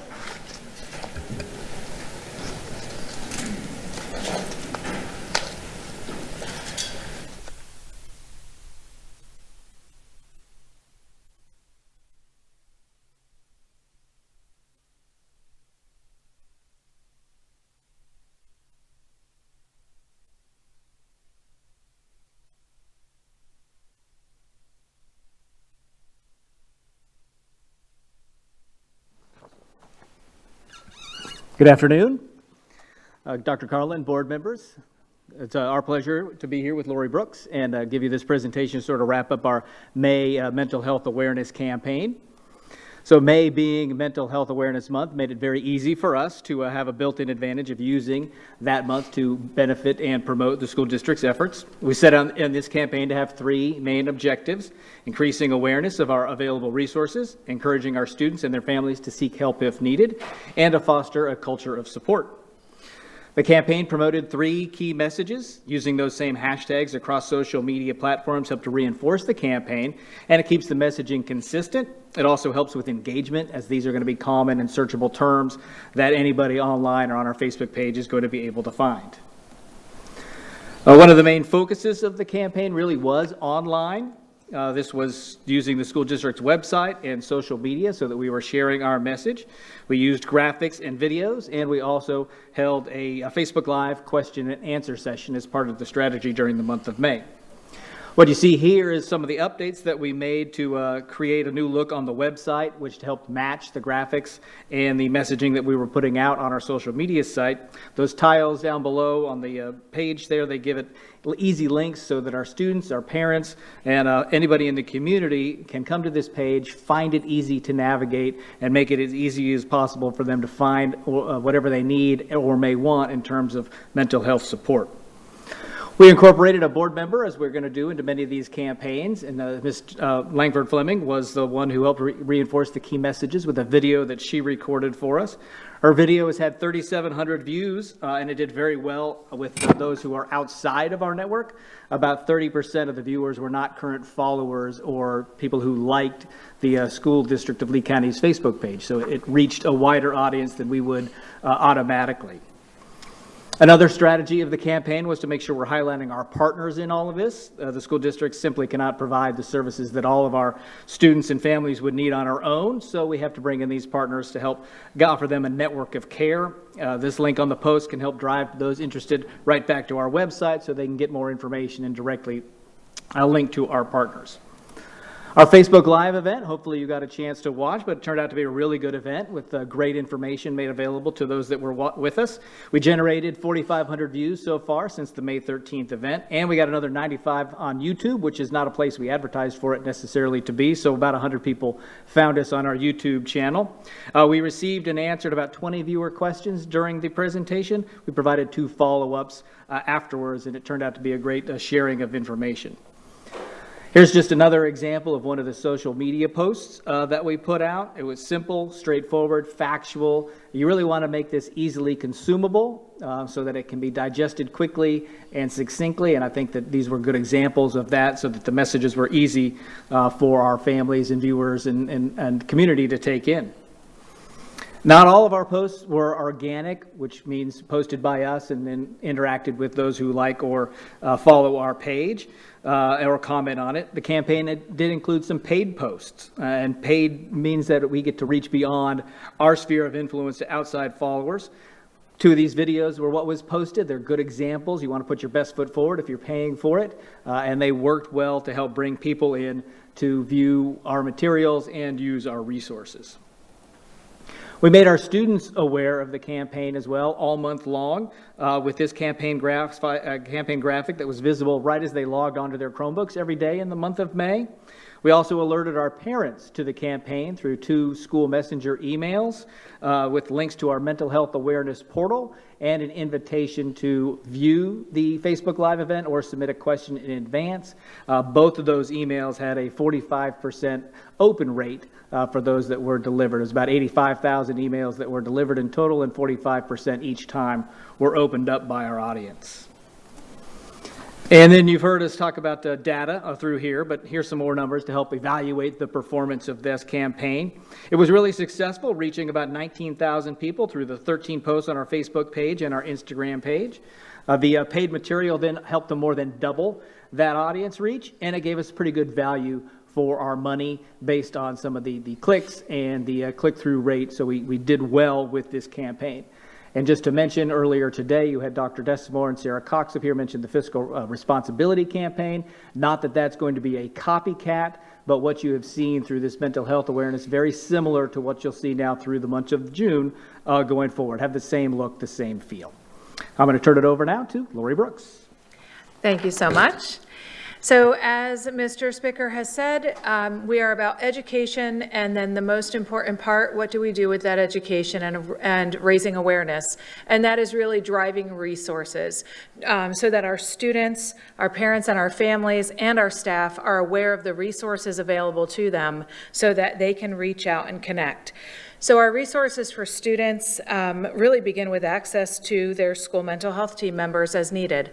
School counselors, social workers, psychologists, licensed mental health professionals. Our students encounter these amazing professionals every day for different reasons and different needs. And then in addition, they all serve on the school mental health team and can serve their mental and emotional wellness. And so with parental consent, we tier our services so that they are provided based on need and based on parental consent. And then of course, the mental health and wellness portal is available 24/7.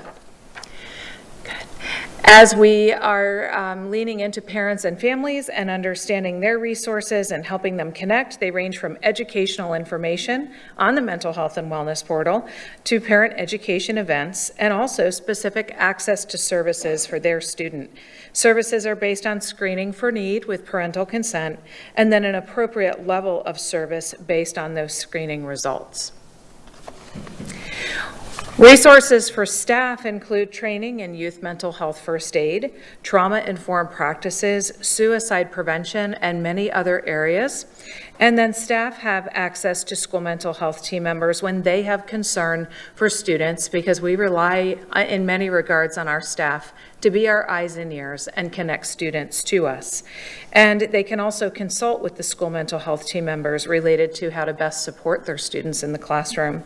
For their own personal wellness, staff have access to the EAP and related services, and also frequently they may consult with a school mental health team member about accessing those services. And of course, again, we have our mental health and wellness portal for everybody. And so now we would like to open it up for superintendent comments and board discussion. Thank you very much, and special thank you to Mr. Spicker and Mrs. Brooks for highlighting this very important concept.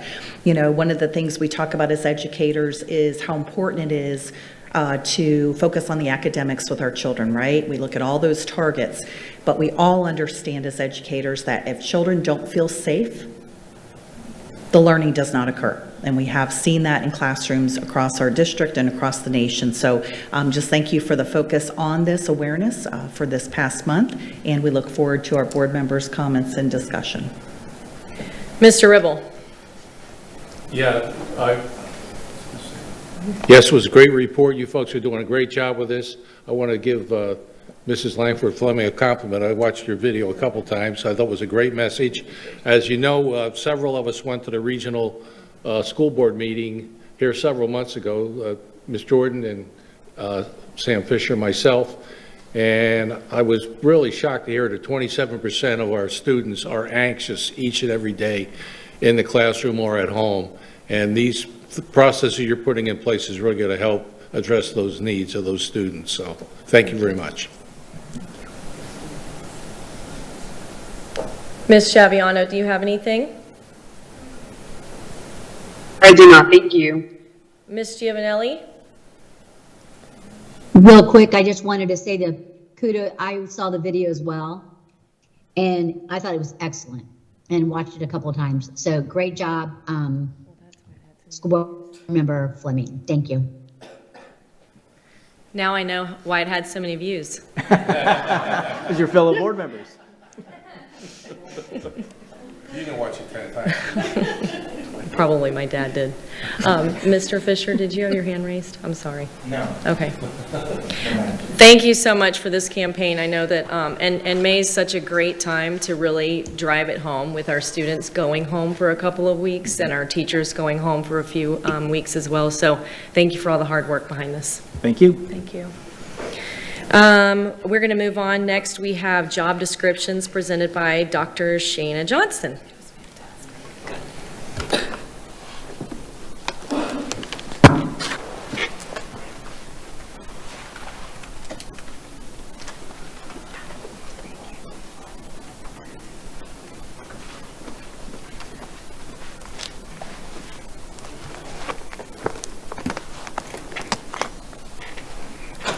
All right, good afternoon, Madam Chair, board members, Superintendent Carlin, and Attorney McIntosh. We have to pay attention over there today. We have 3 job descriptions that we're bringing to you today, 2 from academic services and 1 from operations.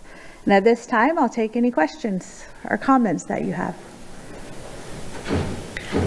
So I don't really have a question or comment about the actual job title, but I was curious, and I'm not sure who can answer this question. How many agriculture teachers are in our district? I do not have that answer. We will get that information Yes, for we'll you. get Thank that you. for you. Okay, seeing no concerns or questions, thank you. Thank you. Next is the FSBA Advocacy Committee positions, the liaison and alternate discussion. Our chair, Samuel Fisher, is going to be presenting and leading this discussion today. Thank you, Madam Chair. I'll just make it brief. Every year we are required as part of our participation in the Florida School Board Association to make sure that we appoint a board member to the Advocacy Committee. Currently, we have Board Member Jordan, who's been fantastic. I really appreciate her engagement with that. Your Advocacy Committee, and if anyone has any questions, I would encourage Ms. Jordan, but essentially you're representing the district statewide for advocacy. You're engaging with makers and education stakeholders, attending monthly meetings, and leading local advocacy and reporting efforts. So obviously, if Ms. Jordan wants to go forward. I am the advocate for Jada. Ms. Fleming is the advocacy person. I am the alternate. So I just wanted My to make apologies, sure I got that's that correct. confused, But so, yes, okay. I would take on that responsibility Okay, because I okay. have been the alternate. Okay, so we have our designated primary and alternate. My apologies on that. So, but needless to say, it's an important position, and especially the things that we're able to accomplish FSBA as a whole in order to support our school district and support changes throughout our state. So we're looking for, obviously, it's up to us as a board then to select somebody for that position. So, Ms. Giovanelli or Ms. Schiaviano, do either of you want to weigh in on this at this time? Or have an interest in? Mr. Fisher, go ahead. Once they're done. Okay, I don't know if they're still online. I am still online.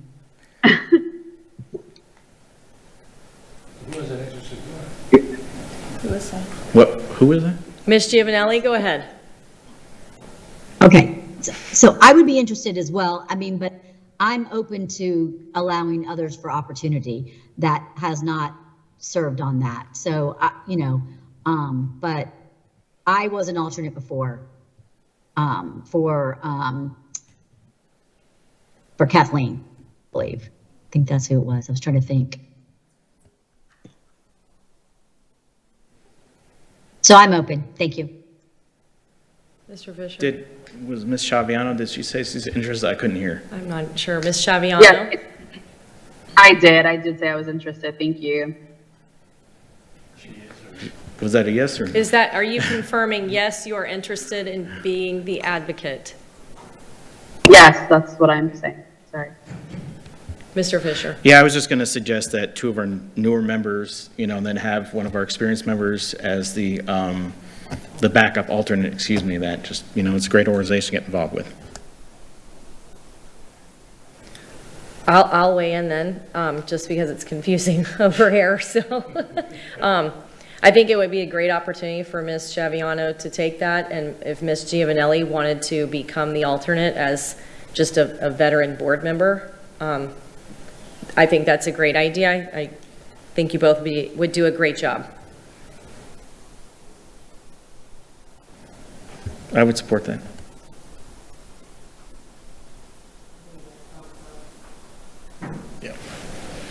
Ms. Schiaviano, would you be willing to accept the advocate position? Yes, I would. Thank you. Ms. Giovanelli, would you be willing to accept the alternate position? Absolutely. Okay. Mr. Fisher? Last thing, I believe we will be taking a formal vote on this tonight. Okay. I'm not Yes. sure if you all heard that, but we will be voting on this tonight. Understood. All right. All right, thank you. We're going to move on. Next, we have public comment. I'm going to ask our attorney to address public comment. Hopefully, he has it. Thank you, Madam Chair. School board policy provides the opportunity at this time in the meeting to address the board concerning any matter on the meeting's agenda. If you completed a public comment card, please provide it to the staff. Public comment will be held at the podium in the center aisle and front. Please be advised that the board will not respond during public comment to remarks made by speakers. Abusive language, defined as swearing, use of profanity, or name-calling, is prohibited. Speakers who fail to follow proper decorum in this chamber will be ruled out of order. Any speaker continuing with such remarks will be required to relinquish the microphone per Board Policy 169.1 and may be removed from the chambers. There will be one warning. Per Board Policy 169.1, the time per speaker is 3 minutes if there are 20 speakers or less. You will find a countdown on the big screen in front of the room. Once your time has elapsed, the microphone will automatically shut off. Please state your name when you approach the microphone. I will call your names 5 speakers at a time. Please follow staff's direction when lining up. Madam Chair, there are 9 speakers that wish to address the board at this moment, thereby allowing 3 minutes each speaker. You may proceed. Thank you. First 5 speakers, please come up. We'll start with Ms. Marge Cox, Monica Schmucker, Jenny Tardif-Parizo, John Cox, and Carrie Woodson.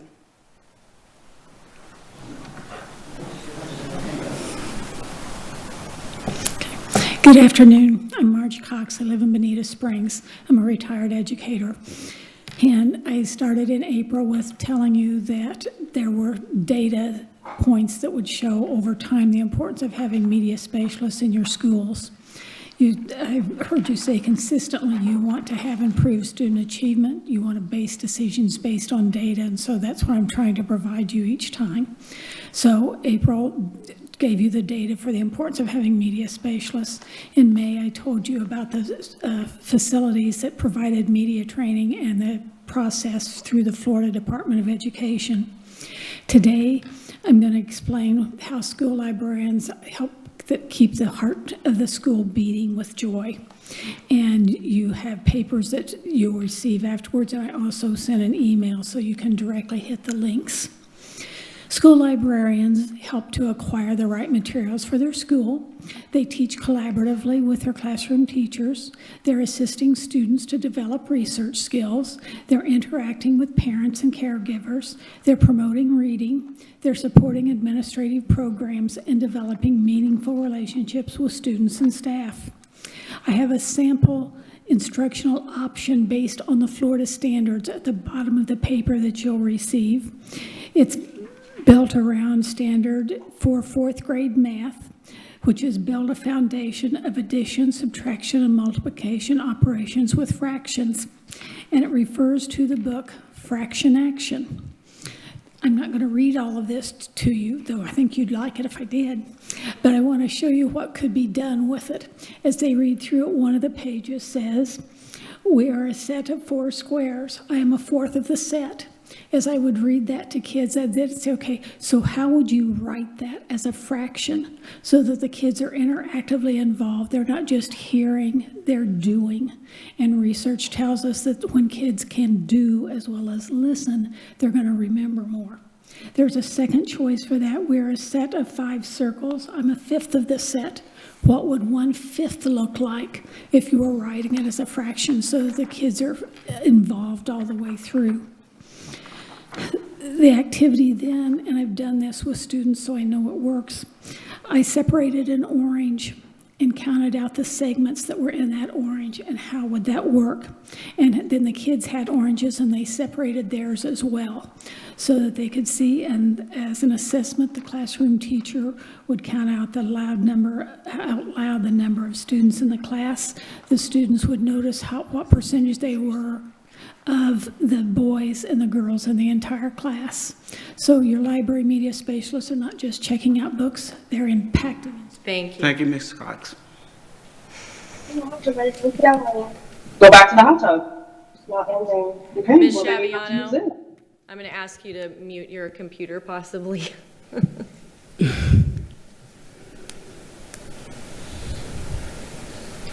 Good afternoon, Monica Schmucker. After Ian, all the options for dealing with Beach School included fixing the historic building because that was required. Next was what to do with the kids while that happened.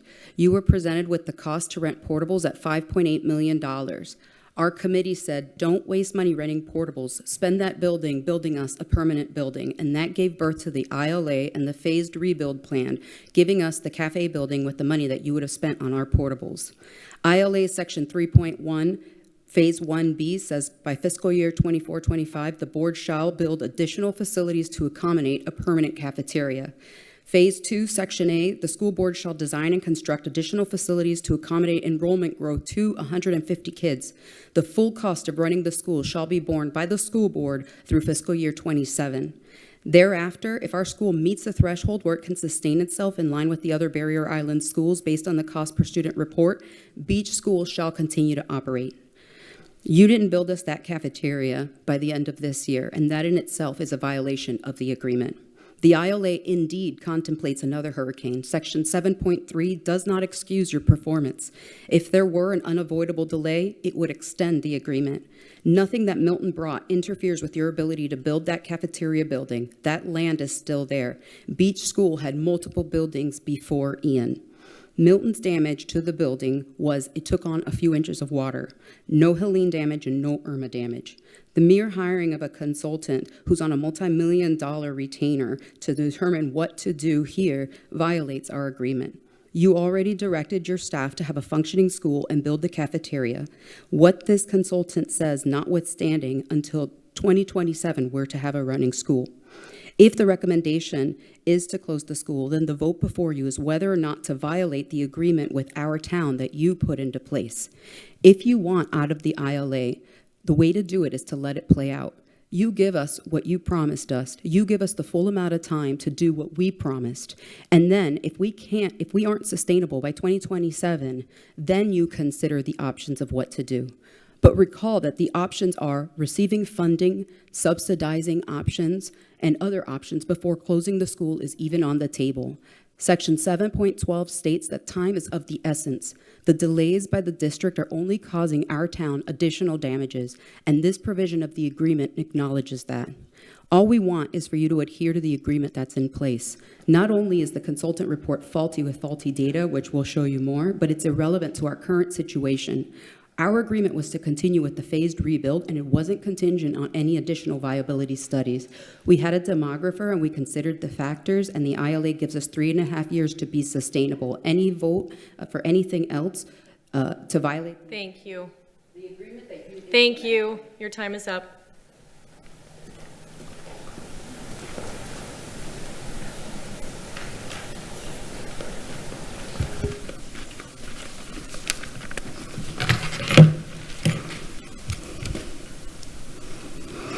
Hi, my name is Jenny Tarda-Paradiso. First, I'm going to finish what she was saying. We had a demographer and considered many factors after Ian. With that, our plan was put into place with the ILA, giving us 3.5 years to become sustainable. 5 of you voted to put that plan in place. Any vote to do anything else, to violate the agreement you implemented. Now for me. Today is the last day of school for my daughter at Beach Elementary.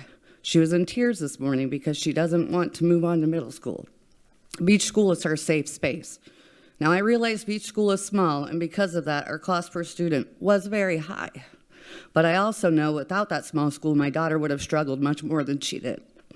In kindergarten, she left for spring break and didn't return thanks to COVID. In first grade, she struggled because she has hearing difficulties. She's had 7 surgeries in 7 years. She struggled with math because she reads lips. She got far behind, but her teachers didn't give up on her.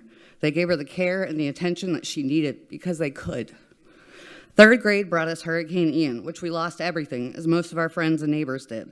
Not just photos and clothing, but whole homes, whole blocks, churches, parks, the pier, everything, just gone. The school was still there. Our entire community rallied behind our families because they knew instinctively that we were going to need our beloved school to care for our most vulnerable. And I'll be honest, it wasn't just for the kids. Us parents needed the school too.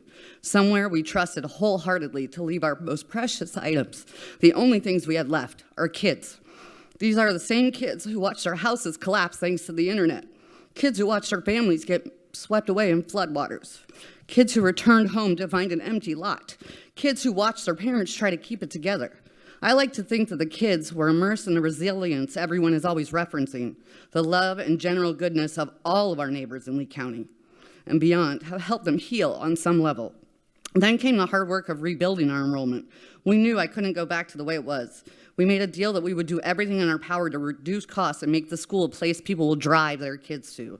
We know that our way of life is changing, right? And all things, change is inevitable. But there is no reason for us to stop doing good work that was working. We were up to 72 kids posting.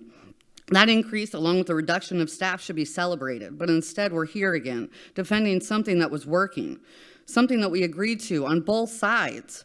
I understand our fiscal responsibility, and that's why we entered into this agreement. We saved $5.8 million on those portables. We said save them, build us a cafeteria, because we needed a full school with a cafeteria, not just a mobile food truck.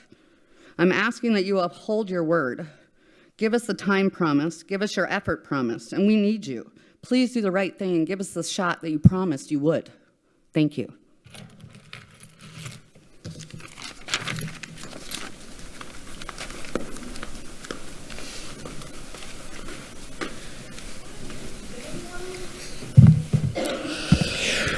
Hi, John Koss. I prepared some remarks, but Mr. Persons had brought up with the study. I agree that the study was more of a construction analysis than it was an actual viability assessment on the island. A lot of the information, the data that they were given them, that they used to do their study was wrong. I don't have time to get into it here, but if you're looking at that, I think you should take that into consideration. Our cost per student is not what it says in that study. Part of the reason why it's still reported as so high is because there's a lag to get numbers from the state. But I will tell you that we have saved money on the island and our cost per student has gone down. That being said, it's a difficult conversation to come up here and have. Miss Jordan, you had mentioned, previously working at Pink Shell, that you don't believe people will come. I will tell you that right now, 30% of the families that are sending kids to our school are from off the island already, and we only have one resort open. I will tell you that our tenacity in dealing with developers on the island is real. We do expect them to work with their HR. Back in the old days, I don't want to age you, but back previously, part of that may have been that there wasn't communication with the HR person, that we didn't ask them to drive their schedules in a way to where somebody could get to the island at 6:30 in the morning, 6 in the morning. They could drop their kids off at a phenomenal, preschool program. Their kids could go to school. They could pick them up at 6 o'clock at night. We're trying to work that flexibility in there. And as the gentleman who's going to speak after me, he's one of the consultants that's dealing with a lot of our developers. Our developers are taking this and running with it. And I think that, as Mr. Person said, I don't see an issue with getting, 150, 200 kids on that island, even if they're not organic from the people that live there. And the people will be welcome to our community, and I think they'll love going to school on the beach. Thank you for your time. As Ms. Karen Whitson comes up, can I have the next 5 speakers, starting with John King, Patrick Vanassi, and the Mayor of Fort Myers Beach, Dan Ellers, Rosanna Riley, and Paul Cohen.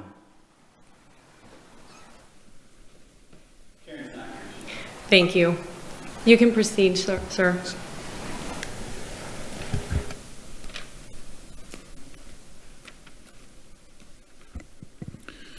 I'm John R. King, Fort Myers Beach Council member. I believe this is the 3rd time I've addressed this body regarding the Fort Myers Beach Elementary School. Last time was April 2023. At that meeting, I asked the board to work with the parents in the town in an open, transparent, honest, and inclusive process. That next month, we both signed an interlocal agreement for the rebuild and continuing operation of Fort Myers Beach Elementary. Superintendent Carlin, we have joined you. You've excluded us.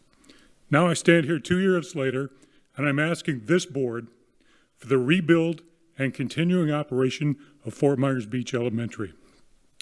The process that's gotten us here has been less than open, transparent, honest, and inclusive. Because of this agreement, we are partners, and we deserve to be included in the decisions affecting our school.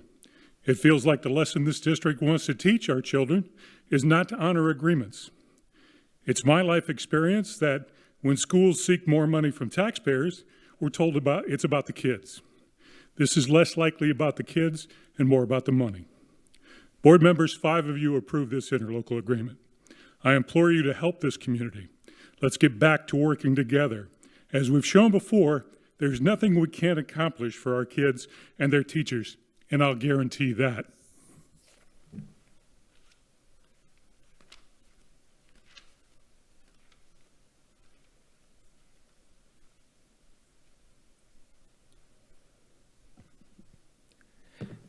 Good afternoon. My name is Patrick Vaness. I'm happy that I'm here today finally get to talk to the decision makers. If you're going to put any weight into this report that was brought before you, I would say look at it closely. Please listen to us. I question the legitimacy of that report, and I question the credibility of that report. Right after Ian, we made a point to your demographer to look at the island holistically, not just to look at population trends of residents only. The island has always been more about the residents, the employers, the employees, and everybody that lives in the 33931 zip code. Previously, we have been handcuffed. We were not, while school choice existed, we were not on those forms. People were not given the ability to check off Fort Myers Beach and send those kids to our school. So we've worked with you. We've expressed that. Things are changing. I can also tell you that I work with many development entities that are proposing projects and have gotten projects approved on Fort Myers Beach. A lot of those projects have provided commitments and conditions of approval in their zoning approval that they will promote the beach school. Their HR department will explain to them that they have school choice, that there are opportunities for pre-care and after-care.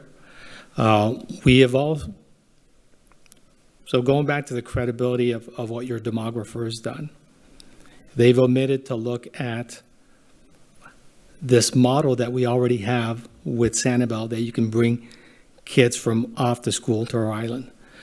But also, they have failed to look at the results since Ian. We have proven them wrong already. In 7 months, we exceeded their projections. They said that we would not exceed 50 students. We were at 72 before the storm. And this is going to keep increasing. So if you are going to put any credence to this report, please look at it in detail. Let us educate your consultant and let us provide you the facts. And I think what you'll see is what's in the report is not accurate, and I don't think the report is legitimate in itself. Thank you.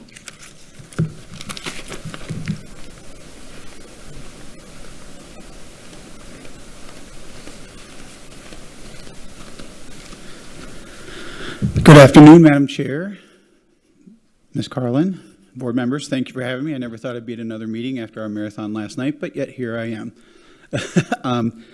You know, numbers are an amazing thing, and following your slides up there, there was some things that really stuck out to me. The 89,164 students that you have and a $2.9 million budget. You know, numbers and statistics, you can make them tell whatever narrative you really want to, right? For instance, I could take those numbers and say, that's, my math's probably a little off because it's been a long day, $32,524-ish per student.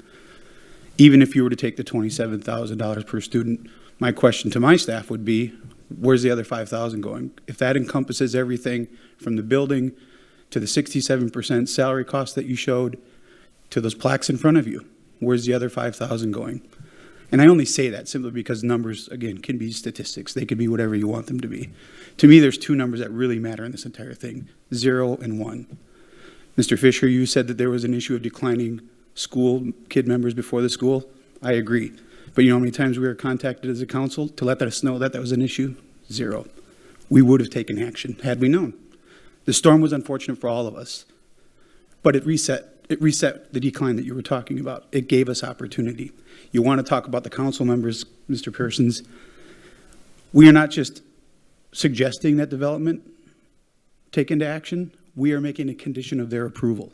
If you look at the Arches last night, one of their conditions of approval was to drive that enrollment up because of what Mr. Vaness just said, before school, after school programs. And Ms. Jordan, I will respectfully disagree with you. I've spoken to every one of the resort owner GMs on the island and the owners. Not only are they excited about the program, and not only are there people using it, it also benefits them because that allows them to bring better talent into the school. Because now they know, we as parents all know, the closer we could be to our children, the better work we do, right? If I know I'm 5 minutes away from my child, should something happen, God forbid, at the school where they got hurt, I'm 5 minutes away. That means a lot to people. That will bring in a bigger bigger clientele. Trying to hurry up. I'm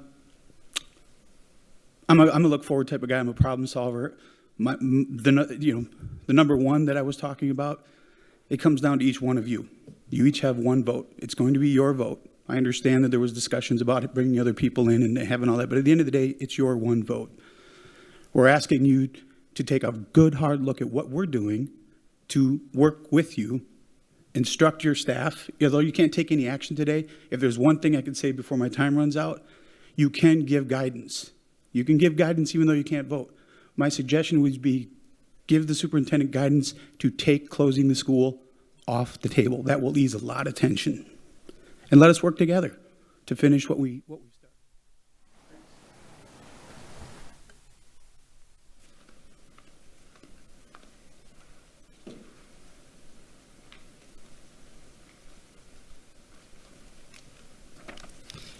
Good afternoon. My name is Paul Cohen.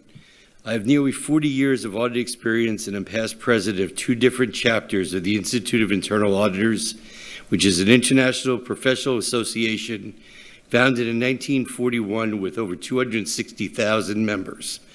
They offer professional certification and provide standards for the internal audit profession. I'm also a former officer of 2 different chapters of the Association of Certified Fraud Examiners, a professional organization founded in 1988 with over 95,000 members.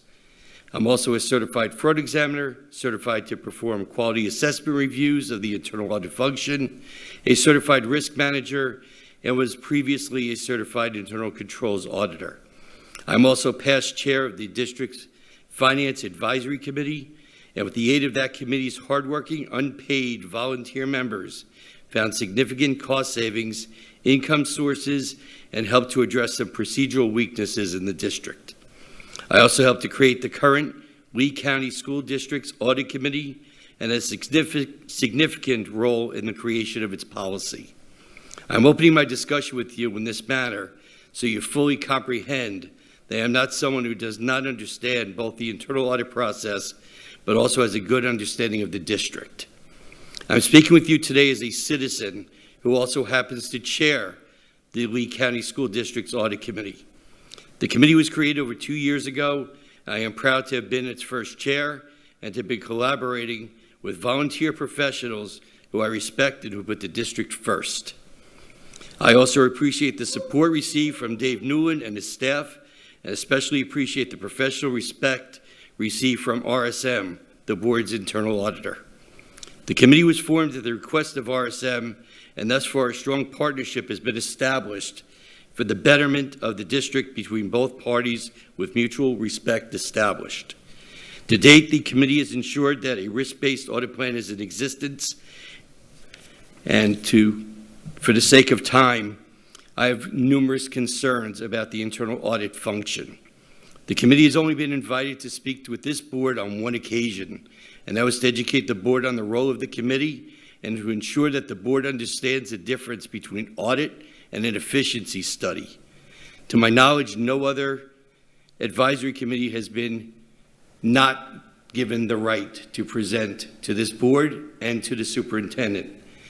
We receive administrative support from Mr. Newland and his team, but in most organizations, that support comes from the CFO. And lastly, the most important part, and I have a copy of this presentation, I would like it read into the minutes of the meeting. I hope that my chair replacement will receive a better. Sir, your time is up. Thank you. We'd like to make last call for Rosanna Riley and Karen Woodson. And if they're neither here, Madam Chair, that will conclude all the people signed up for public comment. Thank you. We're going to move on to good of the order or other business. I'm going to start with Ms. Shaviano. Do you have anything for good of the order? I do not, thank you. Ms. Giovanelli.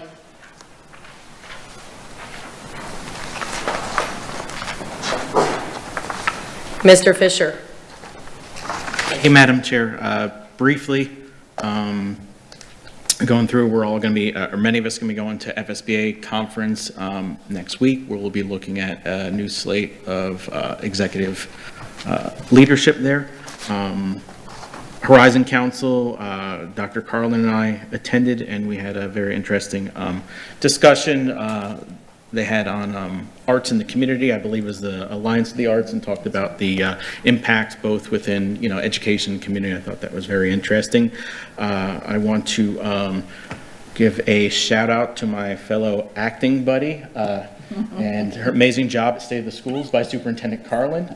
You hit it out of the park, and I really appreciate how you presented to our community and the things you told them about what's the great things going on in this district, so I appreciate that.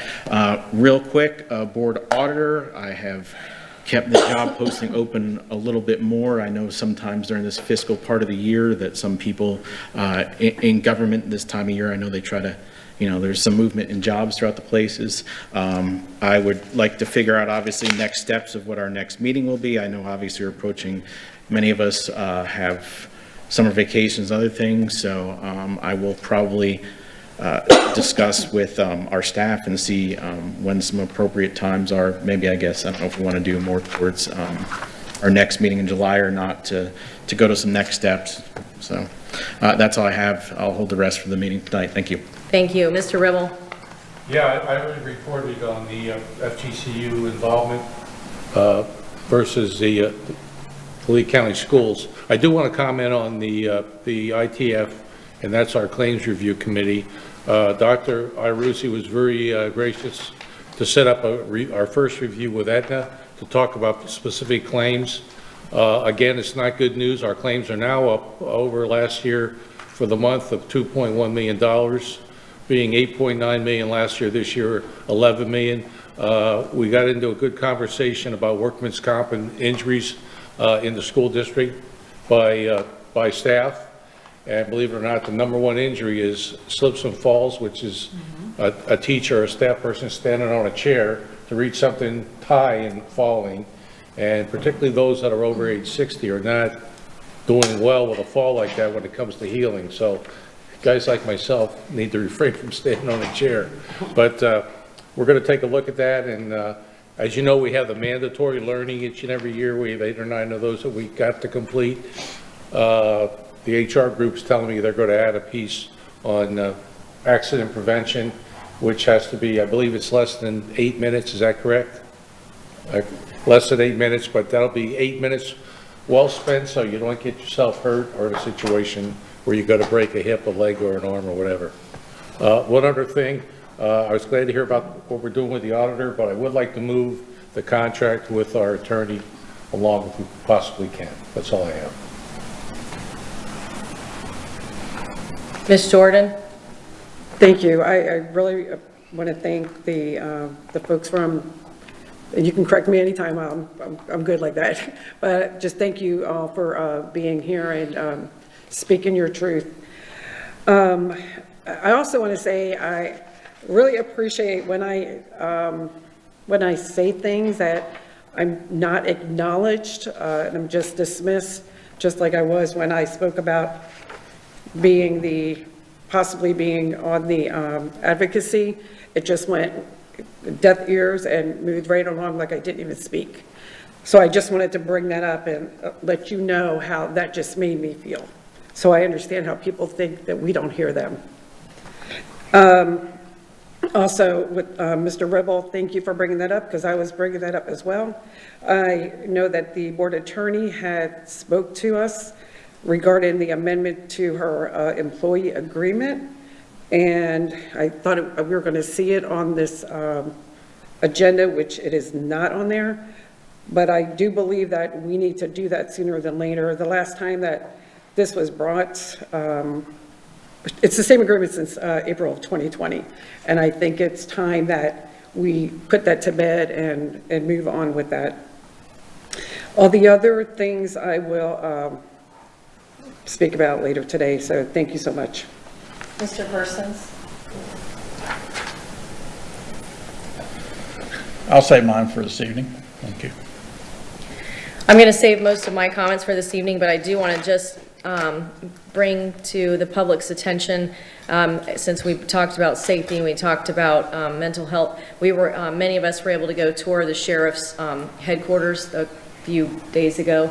And, you know, I've always known that the sheriff and the department has done, you know, an outstanding job at partnering with the school district, but until you see that facility, I mean, talk about state of the art. So I just really appreciated that, that tour and that high level, discussion we had. So, I know I got to see the robot dog, and that was really cool. But, the last thing, I had attended the, Health Advisory Committee a couple weeks ago. They're doing such an amazing, you know, Miss Roy and her, and that whole team does such a great job.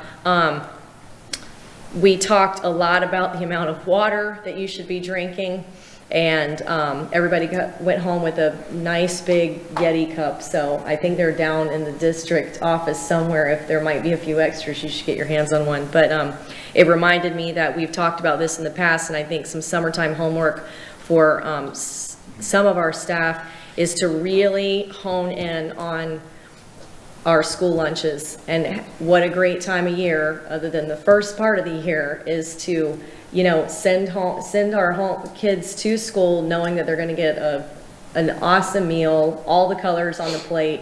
And I know we've talked about in the past, it's been several months since we brought it back, and I got another email about it last week, so it's something I continue to hear about. But I know that they're working hard, and I look forward to hearing more about it. Dr. Carlin.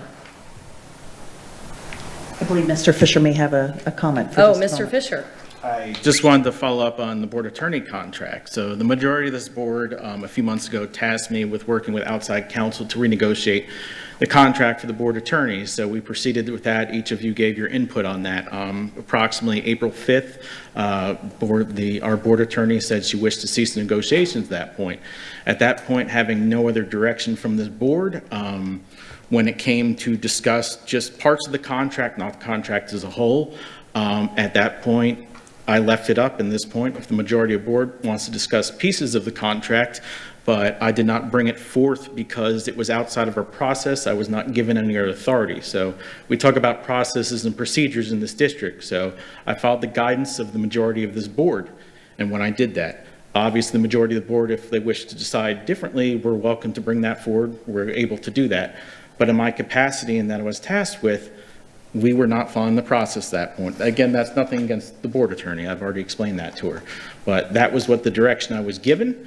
The contract negotiations are ceased, and only partial terms of that contract were then be asked to look at. We have 4 corners of document, so on what was represented to me, I feel that if we want to restart negotiations, we're welcome to do that. We will then engage outside counsel at that point. If the rest of this board wishes to proceed without that, then that is our decision. Thank you. Dr. Carlin. Thank you, Madam Chair.